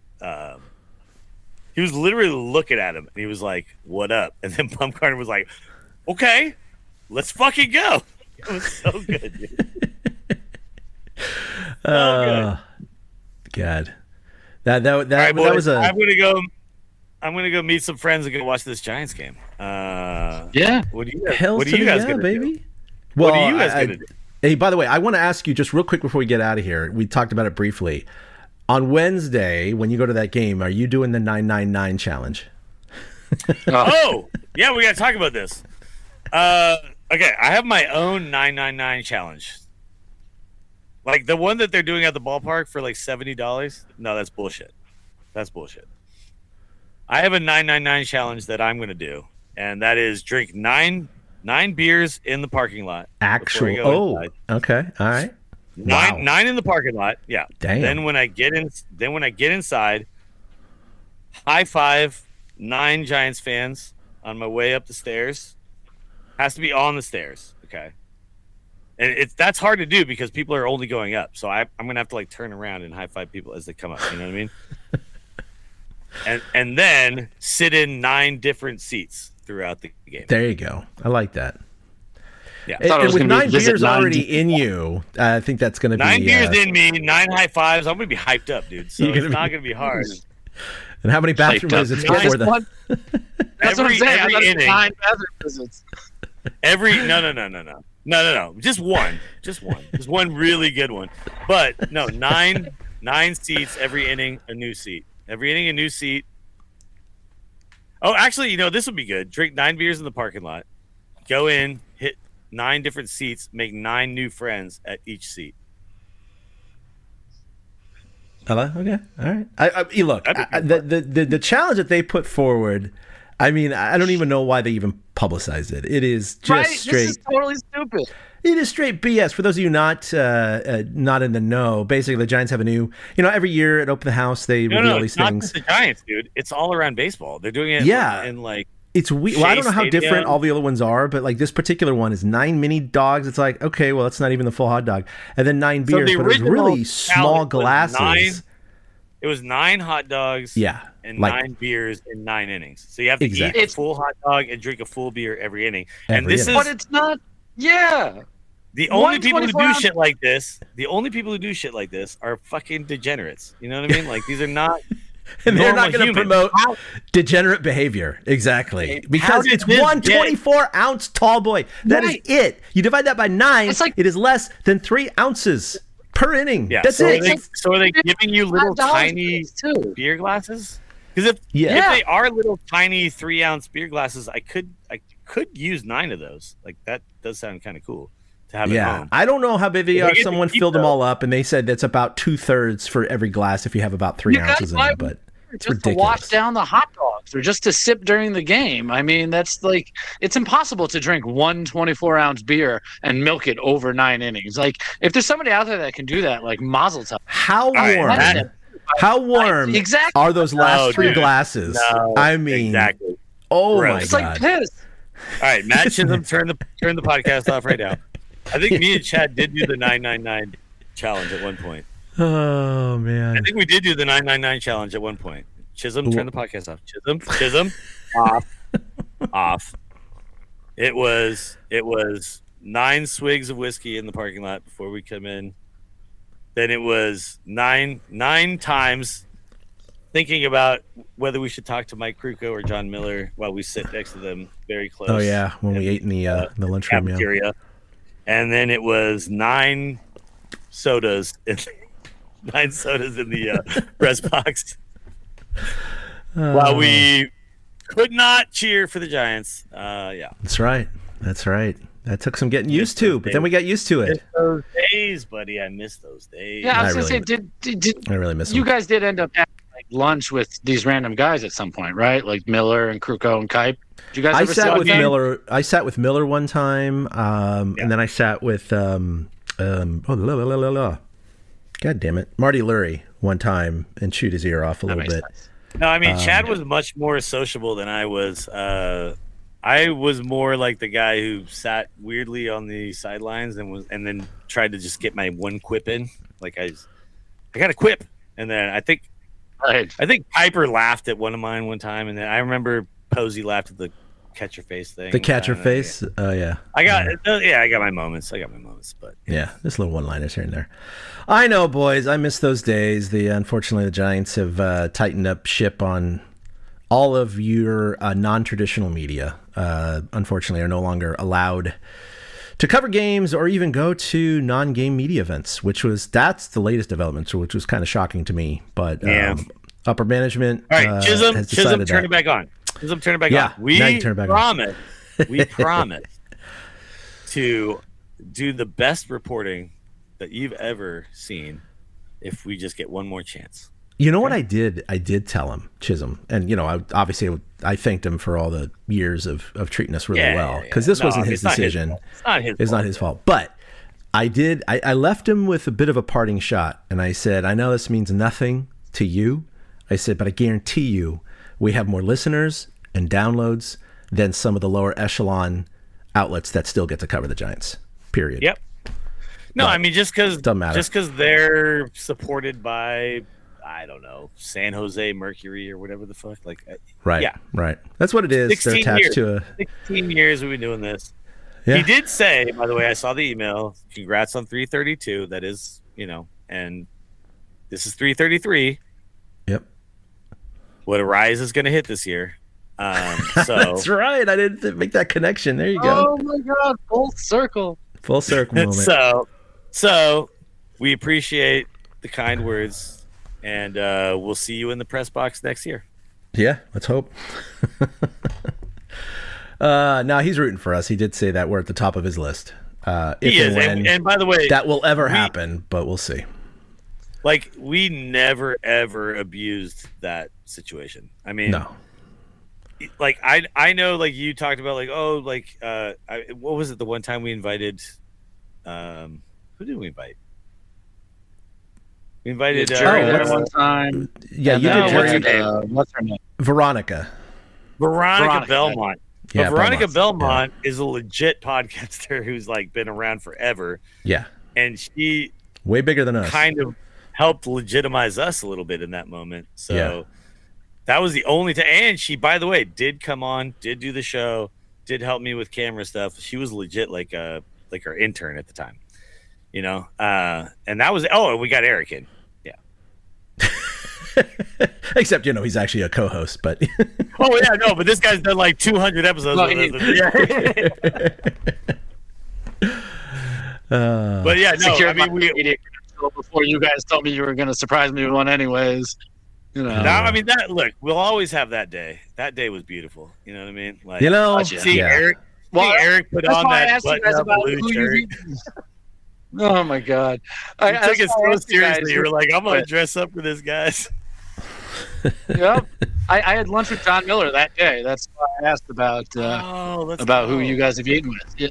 Yeah, and my first one in Tampa a month earlier, I sat with Pavlovich and Hank Schulman for Hank, lunch yeah. and the shit for a while. So in my two experiences in there, I went for it. I was like, oh, I'm standing here, Heck me yeah. and Tim Flannery had a great conversation in the dugout for like 10 minutes, mostly about music, because everybody knows that's what Flan loves. And I knew that I could keep him talking for a while. I remember I talked to Sabian for like 10 minutes in Tampa.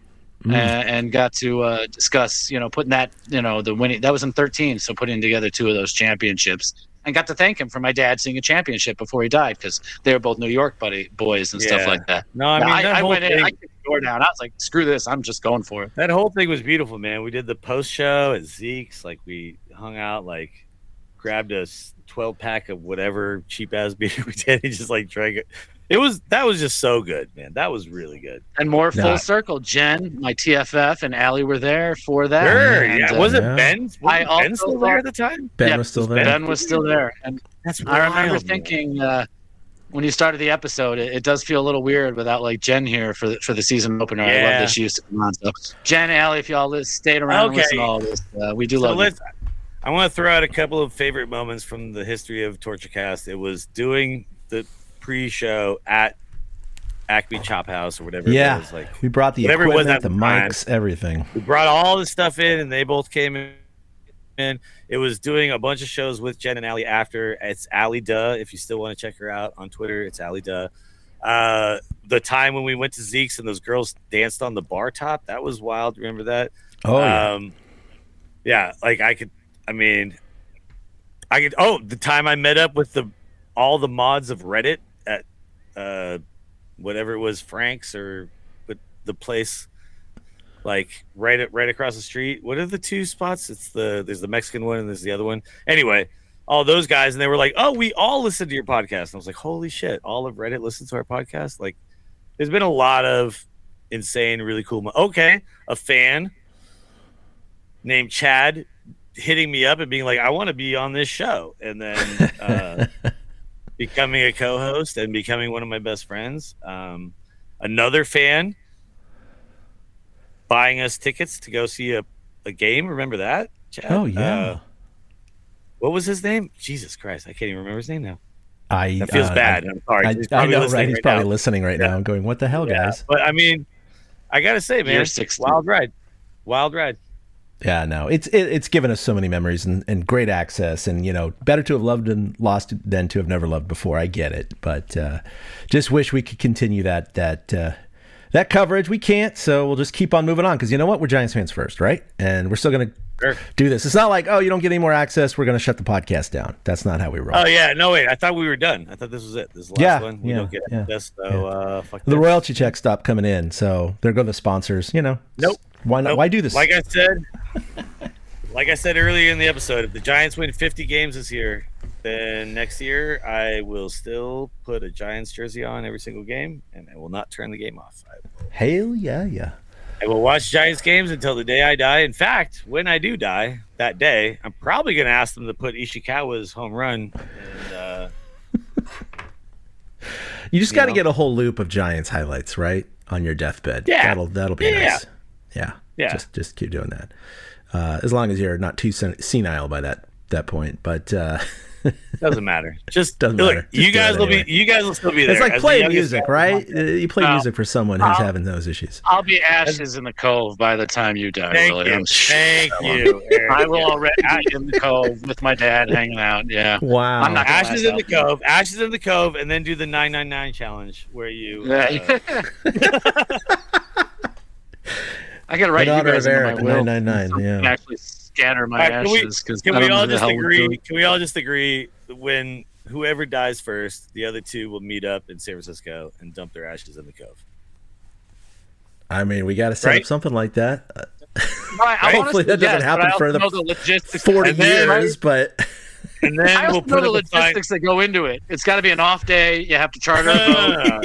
Got to be a Wednesday 12:30 game. there's regulations. There's You can't get in there at that time. There literally Wednesday are 12:30 regulations. game. Trust I'm me. only spending $19 on this ticket, and then I'm going to So- hold up a sign that says, "Anybody have extras?" And then I'm going to sell those, and then we'll be like, "Anybody want to be our third co-host? That's right. Looking for a co-host. You know what I mean? Co-host just died, looking for another one. we could bring, that'd be right. one of our urns into the stadium and just, take a seat for him. It'd be great. You know, So- when they the little kid has their sign like first Giants game. Put that on an urn. We'll just hold up a sign that says Giants game. first Giants game without our co-host who just died. looking for another. Sorry, I'm a little desensitized to death after. Yeah, no, I know you've been through it recently. No, I was, I was just thinking of the comedy gold there. Yeah, have just talk about a late night game. Kruk and Kite. So the cameraman zooms into the urn that says "last Giants game ever." By the way, 95% of our audience is old geezers who hate the runner on second base in the extra innings. That's right. The other 95% aren't listening anymore because they've already turned this show off. It's a season preview, baby. We go long. Right? Sure, we've rubbed up to the 2-hour mark at this point. Yeah, I think so. All right. Well, Let's all give our shout outs and talk about what we're doing because nobody's gonna check it out. So hungry. yeah, we got 3 listeners at this point. Coming up, the Giants got their season opener tonight against the Yankees. Then they take a day off, and they got 2 more against the Yankees before oddly going down to San Diego for 3, before coming right back for a 6-game homestand versus the Mets and the Phillies. You can follow us individually at ChadK21 at 2OutHits for Eric. That's with the number 2. Of course, email us at torturecast@gmail.com.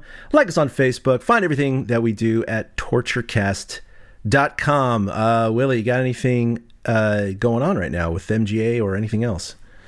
Well, definitely with the MGA. We just started the brand new season. It is our 21st season.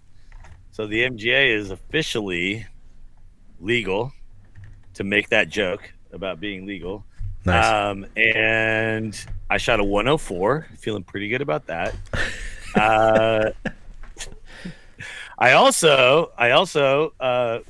We gave a shout out to my friend Kendall from San Diego. I just gave her a Giants hat. She was wearing a dumbass hat before that had no logo on it. You ever wear a hat with no logo on it? Just a blank, huh? Only when I'm at the bank. Yeah, only when I'm robbing a bank. Of course you don't, because you're not a fucking idiot from San Diego. She was wearing a hat with no logo on it, and I was like, here's a Giants hat. She was like, yeah, but I'm a Padres fan. I was like, I know. Here's a Giants hat. And then I was like, and she was like going to meet this dude that she's dating who's a Giants fan. And I was like, okay, you can wear this, but as soon as you go see that guy, I need you to say one thing to him. She was like, what is that? And I said, Fernando Tatis's arm in right field isn't as good as everyone thinks it is. Go. And she said, okay. I don't know what that means, but I will go say it. And shout out to Kendall. Shout out to Kendall. Awesome. Eric, man, I know. Giants chatter. You guys aren't going right now. I get it. No, but anything you want to say? I don't know. No, it's just You're still it's on opening Twitter, day, right? man. great. Yeah. I'm still on Twitter, and I don't tweet much during the off season. I'm not a guy who, is on every signing and knows every move that gets made. Like, what's it called? Fulmer came into pitch last night with the Giants. I'm like, when the did they sign Fulmer? So I'm not necessarily on top of that, but on a day-to-day basis, Follow the guys. Are any of us really? I mean, come on. No, that still is the way. If you follow like Pavlovich and like these guys, that is still the way to know when stuff it really happens is. right away. Yeah. But do you guys remember? really You guys remember the rally Zito and rally Enchilada days when we were tweeting like every at bat? Yeah. Like literally, I was like, "It's strike 2, send." No, strike 3 now, send. Like you know what I mean? Like we were. Nowadays, it's more, are they going to do this in this situation? Oh man, what was that guy thinking? Get the out at first. Those are the tweets that come out. So maybe during a game, there's 5, 6, 7 tweets, not like the 35, 40, 50 that came out in bulk during the peak years. Yeah, Twitter is not what it once was, and No. I still only call it. But it was great for what it was back in the day. But if you compare your own timeline down, it's not too bad. I pretty much keep certain things off my timeline, so I can still enjoy a game, and I do tweet and I interact with certain people during games and stuff like that. So it's still a lot of fun, but that's just me on Twitter. I got nothing else going, no plugs to give. I'm just happy opening day is here, and fuck the Yankees. No F's to give Yeah, to the fuck the Yankees. Yankees. Exactly. Yeah, fuck the Yankees. Yeah. Absolutely. All right, well, that'll do it for episode 333. Luis Arias's 2026 batting average, according to Willie. So we'll see if that comes true. Anyway, yeah, we'll be back probably in a week. We'll try to schedule something up, see how the first week of the season goes. Will be 5-0 by then. I'm thinking. Yeah, I mean, duh, right? Come Right. on, it's just obvious they're gonna sweep the Yankees. So until then, we'll see ya. Have a great week. Go Giants! Beat the Yanks. Boom. A big thank you to everybody for listening to the Torture Cast, the podcast by and for fans of the San Francisco Giants. Follow us on Twitter at TortureCast. You can also like us on Facebook or check out our blog at torturecast.com. I also want to say thank you to Ashcon and Bailey for letting us use their song Feeling Like a Giant for our intro. For Ben Lee and Chad King, my name is Willie Dills saying, we'll see you next time.